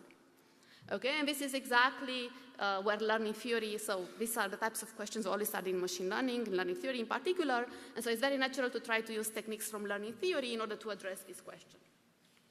And indeed, there is a recent line of work in various communities that does exactly this. And in particular, a lot of the work in this area has been focused on so-called uniform convergence bounds, which are sample complexity bounds that quantify how many training examples we need to see so that uniformly for all mechanisms in our class of mechanisms, we have that with high probability their average revenue over the samples is close, say additively epsilon close to their true expected revenue with respect to the unknown distribution. Okay, this is what uniform convergence bounds are, and they are very nice because once we have uniform convergence, once we've seen enough samples to get uniform convergence, then we are guaranteed that if we optimize over the training set of examples that we are given, we're going to get high expected revenue as well. Okay, and okay, and so that's pretty much like a learning, to some extent, a learning theory question here. How many training samples do we need to see in order to get uniform convergence? And we know from learning theory, and again, I'm going to just give this the high level and simple here, but we know from learning theory that the number of samples we need to see in order to get uniform convergence depends somehow on how intrinsically complex the class of mechanisms that we are looking at is. Okay, and there are many notions of complexity that we have in learning theory. For example, the VC dimension for binary valued functions, the pseudo dimension for real valued functions, the Rademacher complexity, and so on. And the key point is that this notion of dimension then comes in the uniform convergence bounds. And what is, and I want to point out that a lot of the recent work in this area is actually trying to compute the notion of dimension for the various mechanisms classes that come in the context of automated mechanism design. And what I want to point out is that actually there are some specific challenges to these scenarios. In particular, the revenue functions here have structure that is unusual in machine learning. In particular, they have discontinuities, they're asymmetric, they are given by complex combinatorial modular mechanisms sometimes, like AMA that Thomas described. So we really need new techniques to understand the intrinsic dimension of this family of mechanisms. Okay, and there is a recent line of work that is doing exactly this. So I have several references here on my slide on this topic. Actually, the very first paper that looked at analyzing the complexity of mechanisms in the context, in kind of this automated mechanism design scenario, is an older paper that I have joined with Avrim Blum, Jason Harline, and Ishai Mansour. And here we're looking at the specific settings where we had unrestricted supply of our goods. So these are called digital goods. Okay, so this was more than 10 years ago, but more recently, there has been a surge of work, an explosion of work on trying to understand the intrinsic complexity of mechanisms for more delicate scenarios, where we have multiple items for sale and combinatorial preferences and limited supply. So for example, the paper by Mehri Armori and Andres Medina in IPS 14 looks at analyzing the pseudo dimension and also Rademacher complexity of second price auctions and reserve prices, or work by Tim Ravgarden and Jamie Morgenstern looks at analyzing the pseudo dimension of several simple auctions that are generalizations of or inspired by the Meyers auction. Recent work by Thomas, Ellen, and I that appeared in EC this year gives actually a very general theorem for finding the pseudo dimension of many, many mechanism classes. And there is also other work that analyzes other notions of complexity, like Rademacher complexity or some sort of covering numbers, again, for these mechanism classes. Okay, so there is a lot of interesting recent work on the topic. What we're going to do next, we're going to give you a high-level, gentle description of some of the results in this EC 18 paper. Okay, but before doing so, just to make sure that we're on the same page, I'm going to do a quick 5 minutes reminder of what VC dimension and pseudo dimension are using pictures. Okay, so when we are trying to understand the complexity of binary valued functions like linear separators in RD, right, that are just functions that label things, say, on one side as positive and on the other side as negative. Right, so when we're trying to understand the complexity of such classes of functions, we typically use the VC dimension, which is a measure that exactly characterizes the sample complexity of binary valued function classes. Okay, and what is the VC dimension? Well, the VC dimension of a class H is just the cardinality of the largest set S that can be labeled in all possible ways by functions in H. Okay, and if a set can be labeled in all possible ways by functions in H, we say that the set is shattered, right? So it can be shattered or can be labeled in all possible ways by functions in H. And again, the VC dimension is just the cardinality of the largest set S that can be labeled in all possible ways by functions in H. So for example, the VC dimension of linear separators in R2 is 3. Turns out that you can show that any set of 3 points that can be put in a triangle like this can be labeled in all possible 2 to the 3, which is 8 ways by linear separators. So for example, if I want to label this guy here, oops, here's my part. Yeah, if I want to label this guy as, say, plus, and this other 2 as minus, I can just use this linear separator here, and you can show that all the labelings are achievable. So we can, there exists a set that can be labeled in all possible ways by linear separators. There exists a set of 3 points that can be labeled in all possible ways by linear separators in R2. But we can also show that no set of 4 points can be labeled in all possible ways by linear separators in R2. So in particular, there are just 2 cases. If one of the points lies inside the convex hull of the others, then we cannot achieve the labeling where this guy is say, negative and all these other 3 points are positive. Or if none of the points lies in the convex hull of the others, then we cannot achieve this labeling, or these 2 points are labeled, these 2 opposite points are labeled as positive, and the other two opposite points are labeled as negative. Okay, so basically we can show that no set of 4 points can be labeled in all possible ways by linear separators in R2, but there exists a set of 3 points that can be labeled in all possible ways by linear separators in R2, so the VC dimension of linear separators in R2 is 3. And more generally, you can show that the VC dimension of linear separators in RD is D plus 1. Okay, these are just examples to remind you what VC dimension is. Now, for our case, our functions are not binary valued functions. They're actually real valued functions.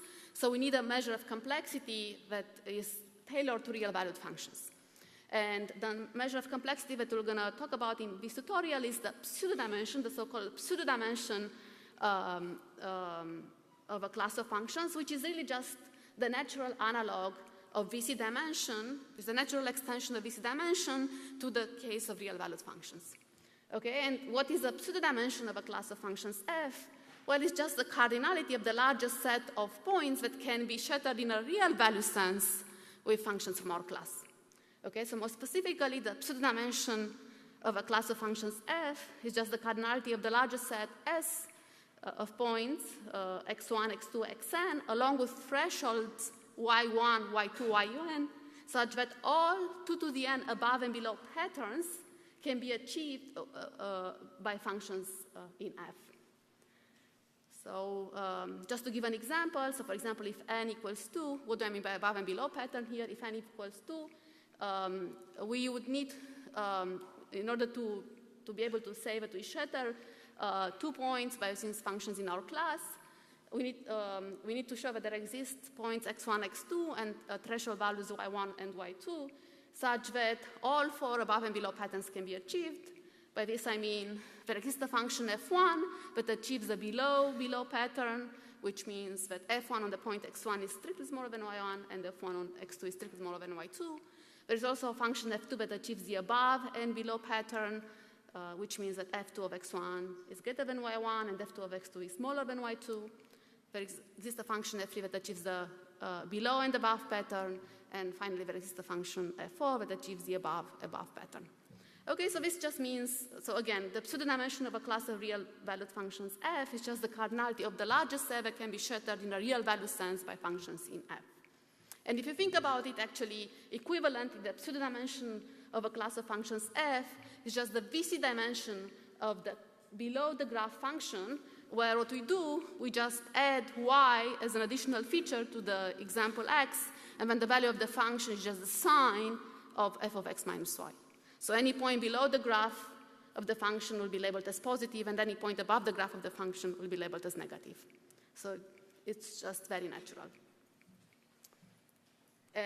But the notion that we're going to use, like the intuition that we'll use throughout the tutorial, is this notion of shattering in the real valued sense. So let me just give you one more example. So for example, one more pictorial example. So for example, the class of affine functions on the real line, which are functions of this form, just simple affine function on the real lines. So this class of affine function can actually shatter in a real valued sense 2 points. In particular, it can shatter these 2 points over here, x1 and x2. Why? Because there are these thresholds y1 and y2, and there exist these 4 functions, f1, f2, f3, f4, that achieve all the above and below patterns. Right? So for example, the function here, f1, achieves the below-below pattern, which is because f1 of x1 is strictly smaller than y1, and f1 of x2 is strictly smaller than y2. Right? And then there are also these other 3 functions, f2 that achieves the above-below pattern, f3 that achieves the below-above pattern, and f4 that achieves the above-above pattern. Right? So this is another pictorial example of 2 points that can be shattered in a real value sense by affine functions over the real line. And you can show that no 3 points actually can be shattered, so the pseudo-dimension of affine functions will be, in this case, 2. Okay? So this is just a quick reminder of learning theory, like this dimension, pseudo-dimension, but let's see it in, actually before seeing it in action for auctions, let me just tell you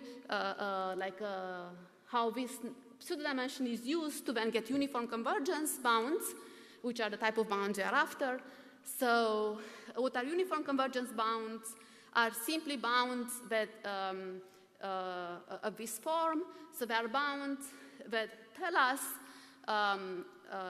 how much the expected empirical value of a function differs from its true expectation for any given, and we want these bounds to hold uniformly for all the functions in our class of functions. And what these uniform convergence bounds based on the pseudo-dimension tell us is that for any fixed unknown distribution over the instance space, so if we first fix a class of functions f, then for any fixed unknown distribution over the instance space, then we have it with high probability.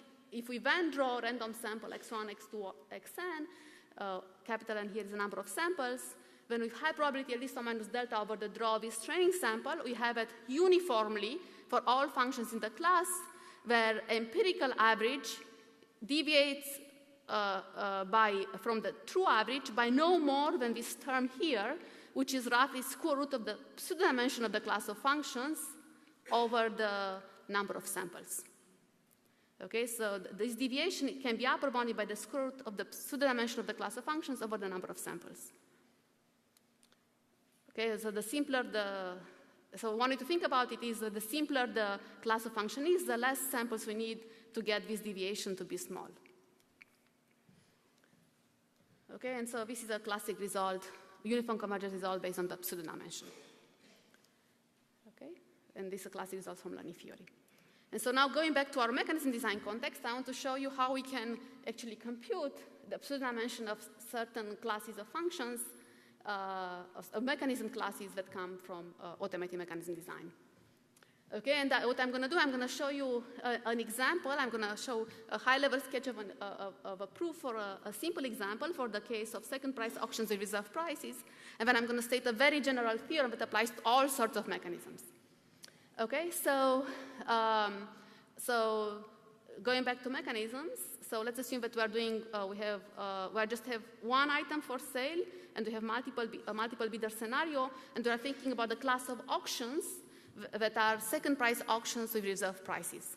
So as Ellen, so just to remind you, as Ellen mentioned, in this case, here's what we do. So the auctioneer sets a reserve price R, and if the highest bidder, and then the highest bidder wins if his bid is greater than R, and the payment that he makes is a maximum of the second highest bid and the reserve price R. Okay, and we can show that actually the pseudo-dimension of this class of functions is not too large. It's actually only a constant. Okay, and And actually the key insight for, or one of the key, claims for showing that is the following.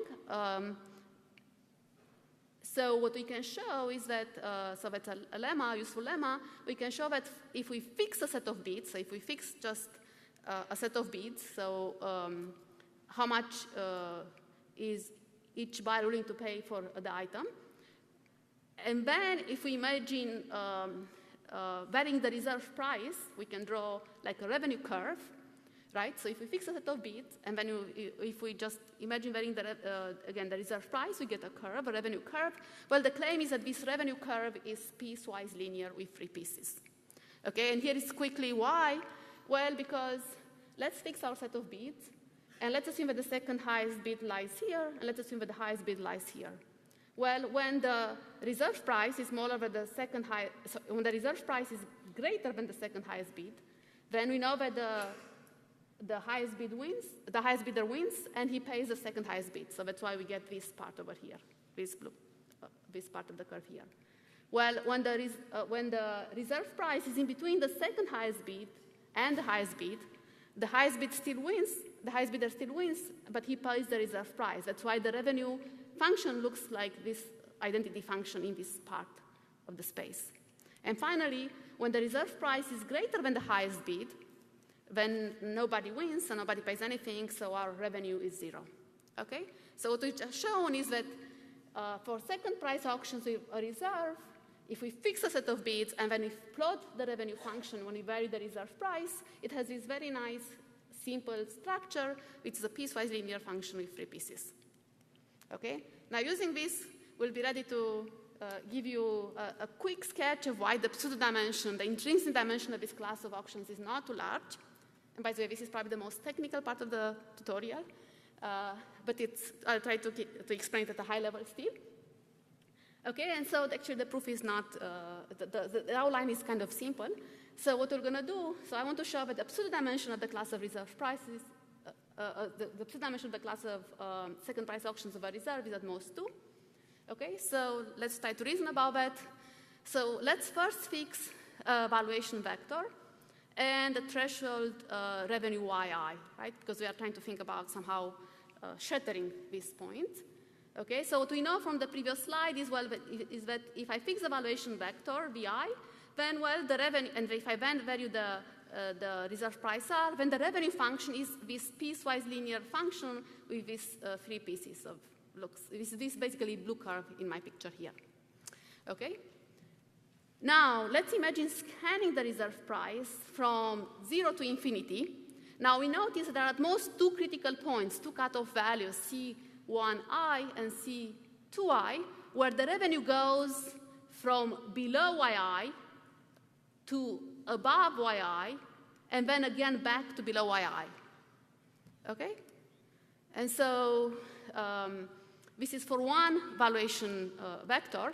Now, if we have, for one example, for one sample, now if we have n samples, we'll have 2 times n cutoff values, 1 for each sample. And the key insight is that for all reserve prices are in the same interval between 2 consecutive cutoff values, so all such reserve prices in the same interval between 2 consecutive cutoff values will give the same above and below above or below pattern with respect to our n samples. So what this says is that if I give you n samples, we can achieve at most 2 times n plus 1 binary patterns, above and below patterns. Okay, but now recall that the pseudo-dimension of a class of functions is just the cardinality of the largest set for which all 2 to the n binary patterns are achievable. And so if I want to compute the pseudo-dimension, that means I need to find the largest value of n for which 2 to the n is upper bounded by 2 times n plus 1. Because I just argue that given n samples, at most 2 to the n plus 1 binary patterns are achievable. Okay, and when I solve this little inequality here, I can just show that n is at most 2. Okay, so that was pretty much a quick proof of why the pseudo-dimension of the second, class of second price auctions and reserve prices is only a constant. Okay, and this proof, by the way, has been shown by several people, or not necessarily this proof, but this result has been shown by several people, including Mehri Al-Mouri and his former student Andres Medina, Tim Ravgarden and Jamie Morgenstern. Is also implicit in our own work. the proof that I showed you here, it's the cleanest proof that I know, and it's actually the proof that motivated a very general theorem that applies to many, many mechanisms that can be very easily stated pictorially. So now what we do, we go to very general mechanisms that are parameterized by vectors that are potentially in RD. So the previous case, we had just one parameter, real value parameter.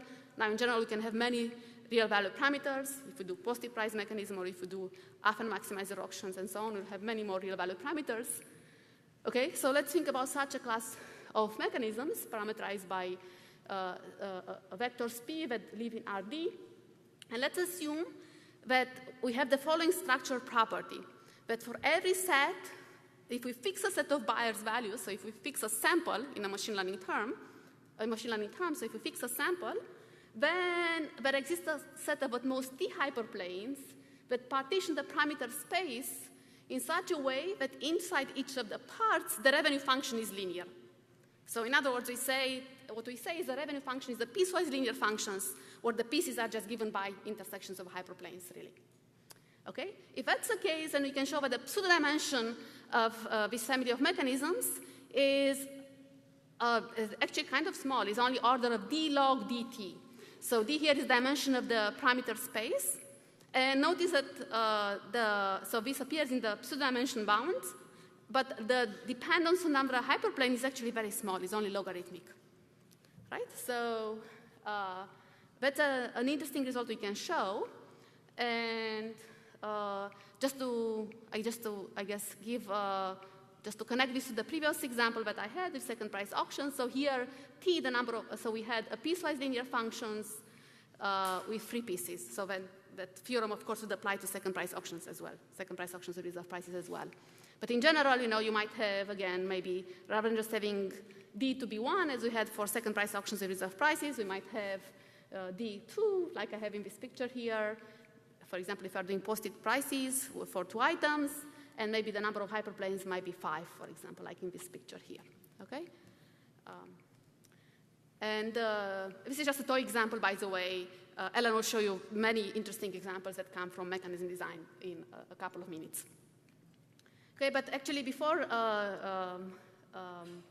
having Ellen present other cool applications of this general result, I just want to mention that I'm not going to go through the argument or anything like that, but I just want to mention that at a high level, so for some learning theorists in the audience, because I see there are some learning theorists in the audience, I just want to mention that at the high level, what's kind of actually interesting, so the proof what's interesting about the proof is that we have a structural result, we assume a structural result really about the dual class of functions, and then we get a pseudo-dimensional result about the original class of functions. Okay, I'm just going to state this and don't go into details.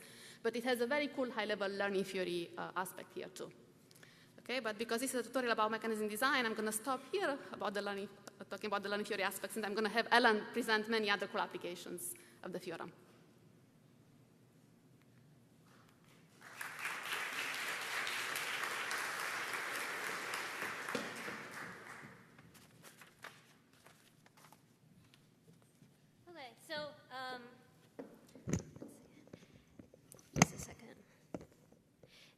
So Nina talked mostly about second price auctions with reserves, and now I'm going to go and tell you about some applications of this main theorem to multi-item settings. Multi-item and multi-unit. Okay. So the first one I'm going to talk about is posted price mechanisms, which we saw before. So, and just to remind you, what this general theorem is basically saying, in a summary, is that if our parameter space is d-dimensional, so if our mechanisms are defined by some d parameters, and if there are t hyperplanes splitting this parameter space into regions where profit is linear, or revenue is linear, then our pseudo-dimension is basically d log dt. Okay, so let's remember what posted price mechanisms are. So these are multi-item and multi-bidder, multi-buyer. We're going to set a price per item, and we're going to assume there's some fixed but arbitrary ordering over the buyers. And the first buyer is going to arrive, buy the bundle of goods that maximizes his utility. And again, utility is their value for the bundles minus the price. Then the second buyer is going to arrive, buy the bundle of remaining goods that maximizes their utility, and so on. And posted price mechanisms have been studied extensively in the Econ CS community. And so what we prove is that the dimension of this parameter space equals the number of items. And I'm sure you can see that. That's just because we get to set number of items prices. We get to set one price per item. So the dimension of our parameter space defining this mechanism class is the number of items. And then the number of hyperplanes splitting this parameter space into regions where profit is linear on any fixed set of buyer values is the number of bidders times 2 to the 2 times the number of items. And that's basically because for every bidder, you can look at, for every pair of bundles, in which part of the space would they prefer to buy one bundle over the other. And so we've got basically 2 to the number of items, choose 2 comparisons to make. And we can formalize these comparisons as hyperplanes. But then we can just stick this D and T into our general theorem, and that gives us a bound on the pseudo-dimension, which is basically number of items squared. And this matches a bound by Morgenstern and Roughgarden. And so another class of mechanisms we look at are randomized mechanisms. So these are often called lotteries. And these are multi-item and single buyer, but they can be generalized to multiple buyers. And we're going to assume the buyer is additive. They're generally defined for additive buyers, which means that a buyer's value for a bundle is the sum of their values for every item in that bundle. And so a lottery is represented by a vector, phi1 up through phi number of items. So it's a number of items dimensional vector and a price p. And the way it works is that if the buyer chooses to buy the lottery, they're going to pay a price of p, and they're going to receive each item I with probability phi I. So a way that the seller can get even more revenue is by offering a menu of lotteries. So this is where the seller is going to offer the buyer multiple lotteries, and the buyer is going to choose whichever lottery maximizes his expected utility.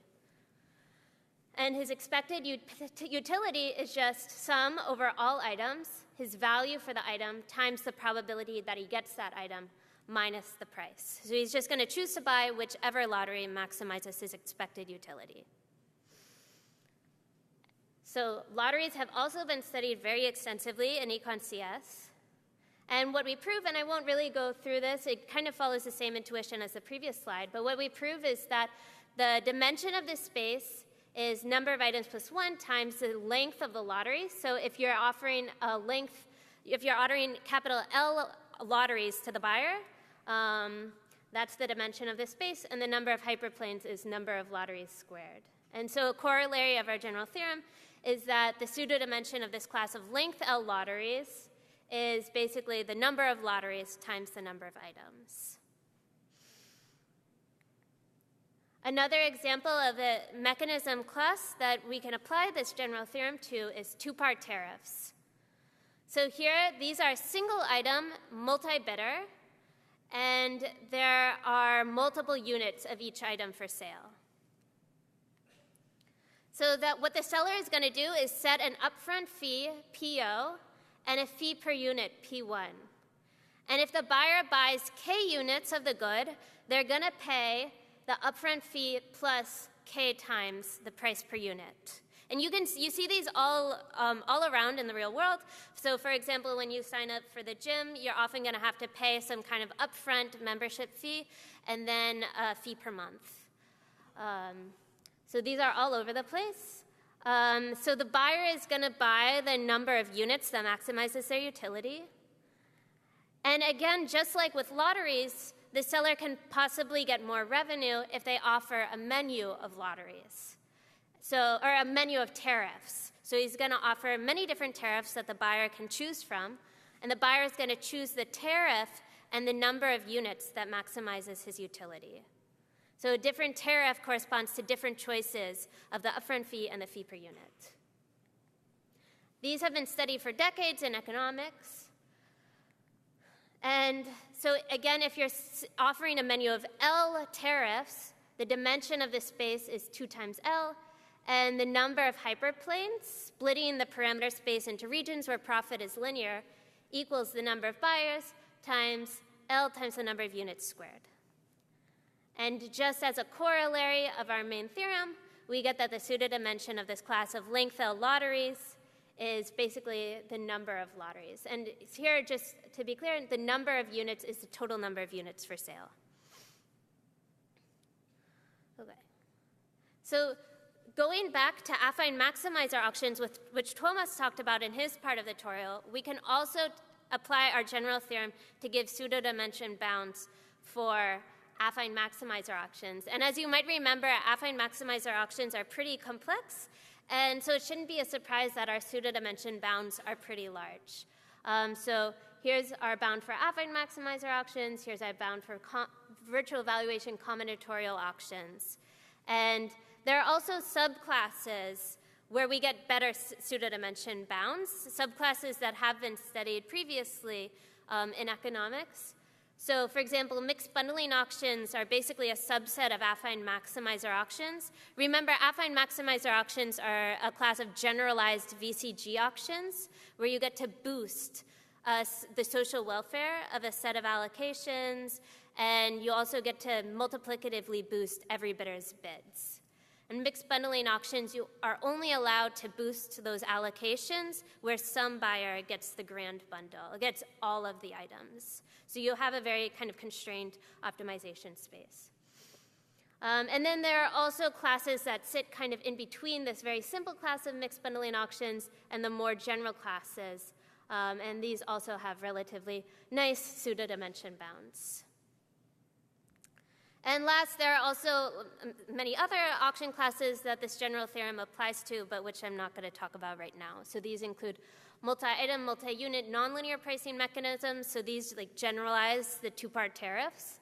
And they also include lambda auctions, which are a subset of affine maximizer auctions. Okay, so as we saw, affine maximizer auctions are very complex, but they contain kind of nice hierarchies, breaking them up into simpler subclasses. And it would be really nice if we could somehow take advantage of this simplicity of these hierarchies to get even better guarantees in some cases. So this is what structural revenue maximization allows us to do.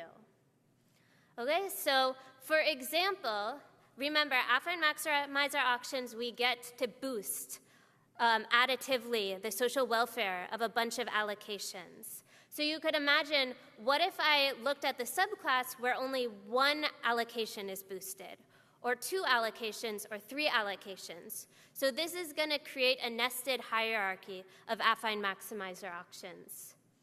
And since it's a nested hierarchy, the complexity of each growing class is going to get bigger and bigger and bigger. And we can quantify this complexity using pseudo-dimension, which I've plotted as a hypothetical example on the x-axis here. And what I'm plotting on the y-axis here is various revenue curves. So the top solid line, I've found the empirically optimal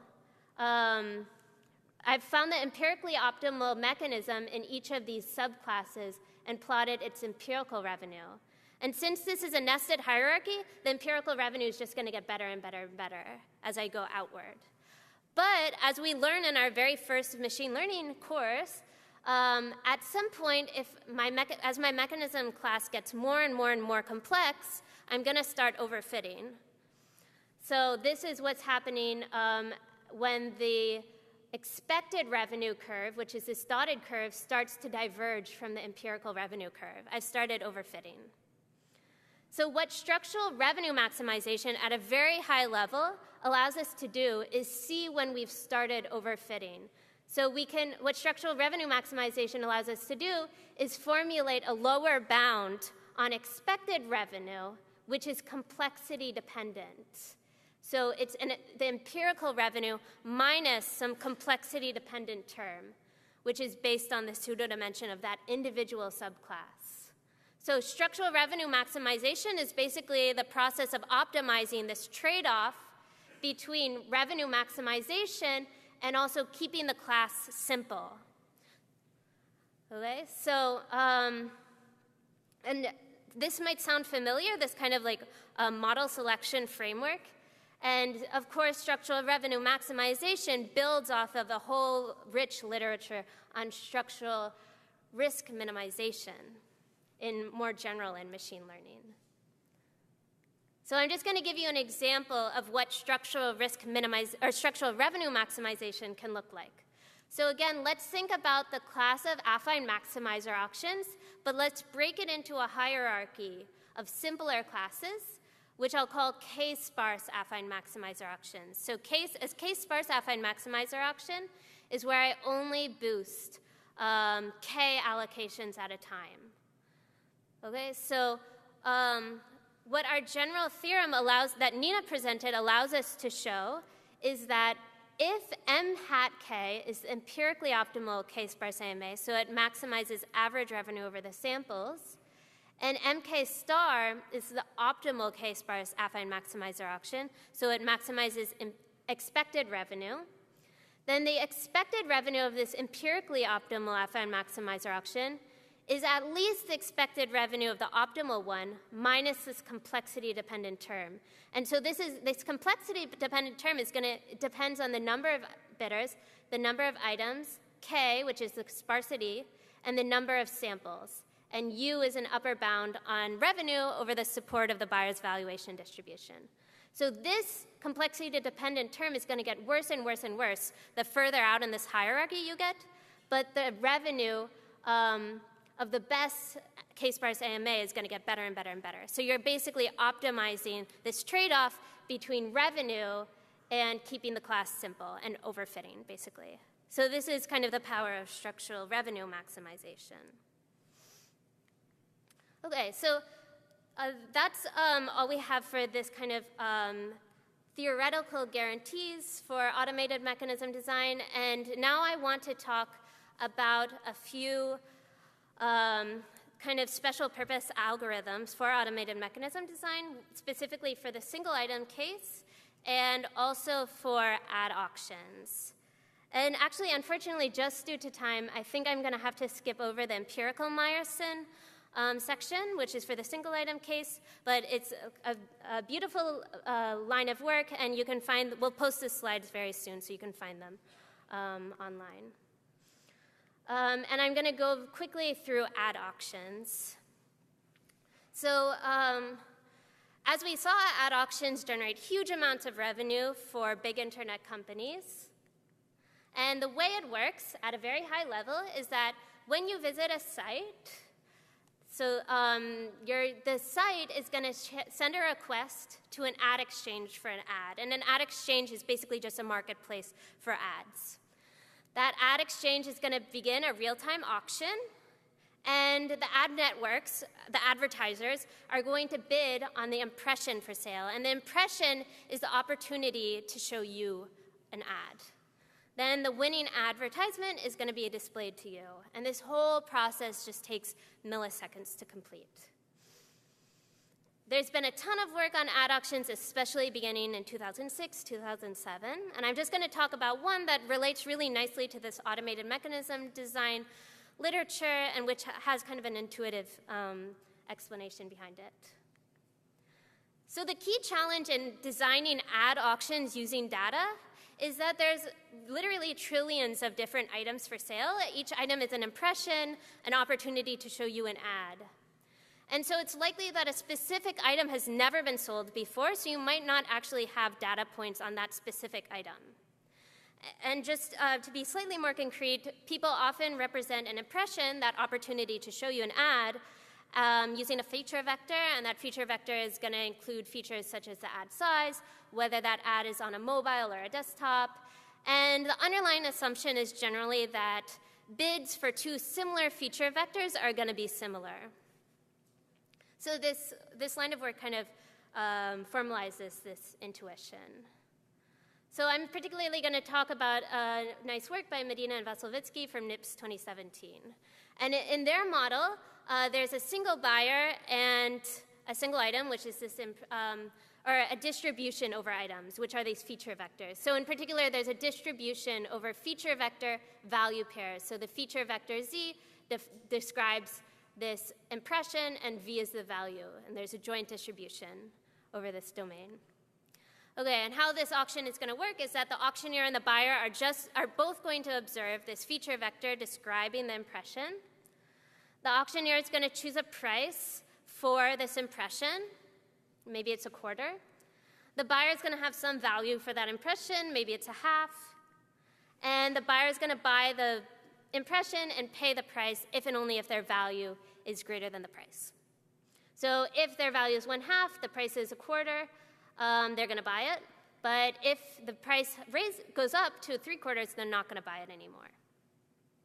So the question is, how do we learn a good price function P that maximizes revenue? Expected revenue over this distribution. So the assumption that Medina and Vasilevitsky make is a pretty nice one. It's pretty reasonable.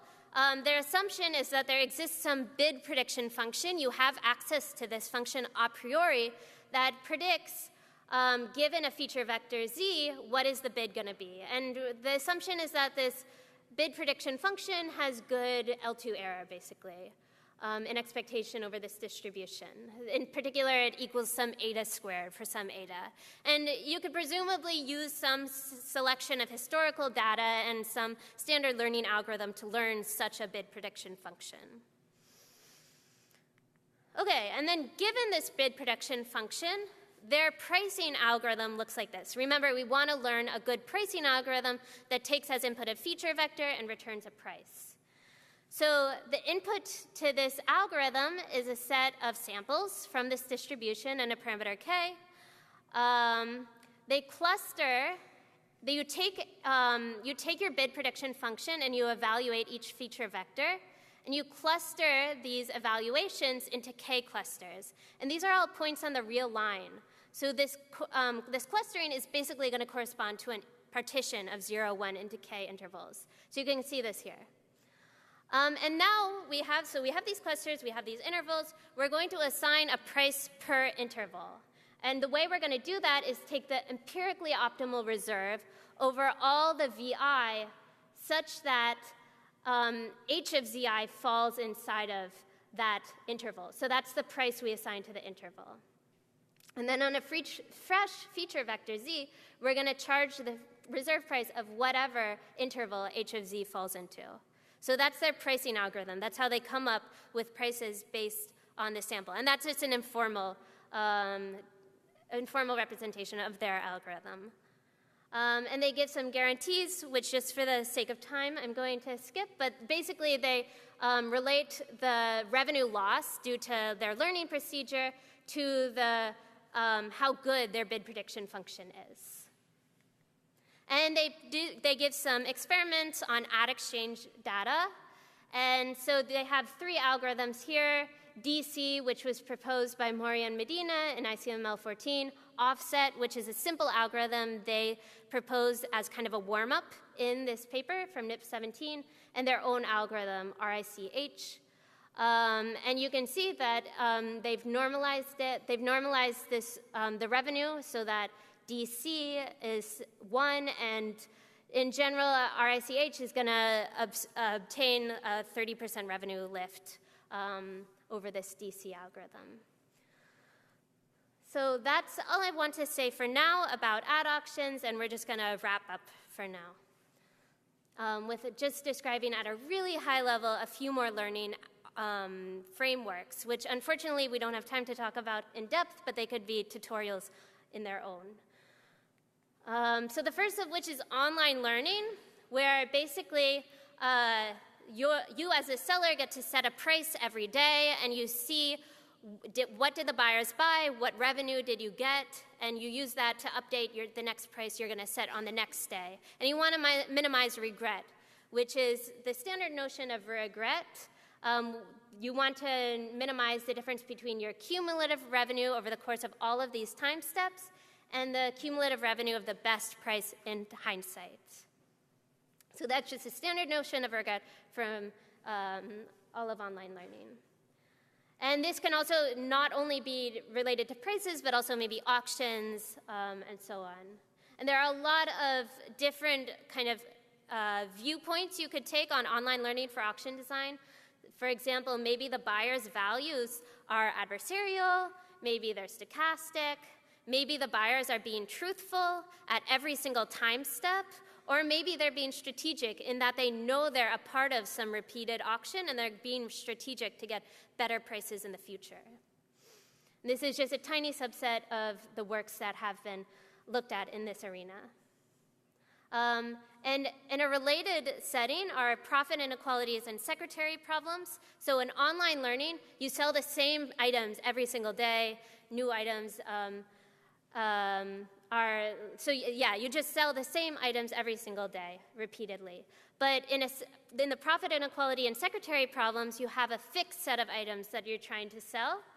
And in the profit setting, the buyers arrive in an adversarial order, but their values are stochastic, whereas in the secretary problem, the buyers arrive in a random order, and they have adversarial valuations. So these are two kind of different takes you can take on this kind of problem of selling fixed items in a kind of repeated auction setting, or in a setting where buyers are arriving online. In another setting, which is similar to online learning, but kind of from a flipped perspective, is learning to bid. So the online setting I described in the previous slide is where you're the seller interacting with buyers repeatedly. But here, what if you take the viewpoint of the bidder, who maybe doesn't know their value for the items? So for example, in online advertising, maybe you don't know if a buyer is going to click on your ad, so you don't actually know what is your value for the opportunity to show that buyer an ad. So in learning to bid, you basically want to minimize regret being the difference between your utility had you found the best bids to bid over the course of the entire auction, minus the utility you got when you used the bids you actually did use. And the last learning framework I want to talk about is learning from revealed preferences, where you have some set of divisible goods like gold and diamonds. You set some price per unit, and you see what the buyers bought. And you do this again and again and again. And then on the last day, you say, well, what if I had set the price of gold to be $6, the price of diamonds to be $4? What would the buyers have bought? So you can basically view your interactions, your previous interactions with the buyers, as a training set, which you use to basically learn their valuation function so you can answer for what price, on these prices, what would they have bought? And there's been a long line of work on this, also exploring very interesting questions like how many training samples should I use? How do I actually learn the buyers' values? Okay, and just in the last 2 minutes, I want to give a few future directions for this line of automated mechanism design. So one kind of natural next step is giving more optimization algorithms for automated mechanism design. And there are lots of questions here, and in particular, one sub-problem would be specific to structural revenue maximization. So the slide on structural revenue maximization I gave a high-level overview of gives you guarantees for structural revenue maximization, but it doesn't actually tell you how to optimize over the hierarchy in a smart way. So how can you actually do this kind of optimization procedure? This has been kind of the challenge of structural risk minimization in machine learning for decades. Another really interesting question would be to give beyond worst case guarantees for these learning theory problems. So sample complexity bounds that are even better when the buyer's values are drawn from kind of a well-behaved distribution. And so, for example, this might be using tools like Rademacher complexity, which has been explored a little bit so far, or maybe covering style analyses. So people have started to think about this, but there's still a lot of really interesting and well-motivated questions here. And then, of course, automated mechanism designed for objectives beyond revenue maximization, and also studying automated mechanism design for problems that aren't even related to selling. So with that, thank you, and we'll take any more questions if you have any.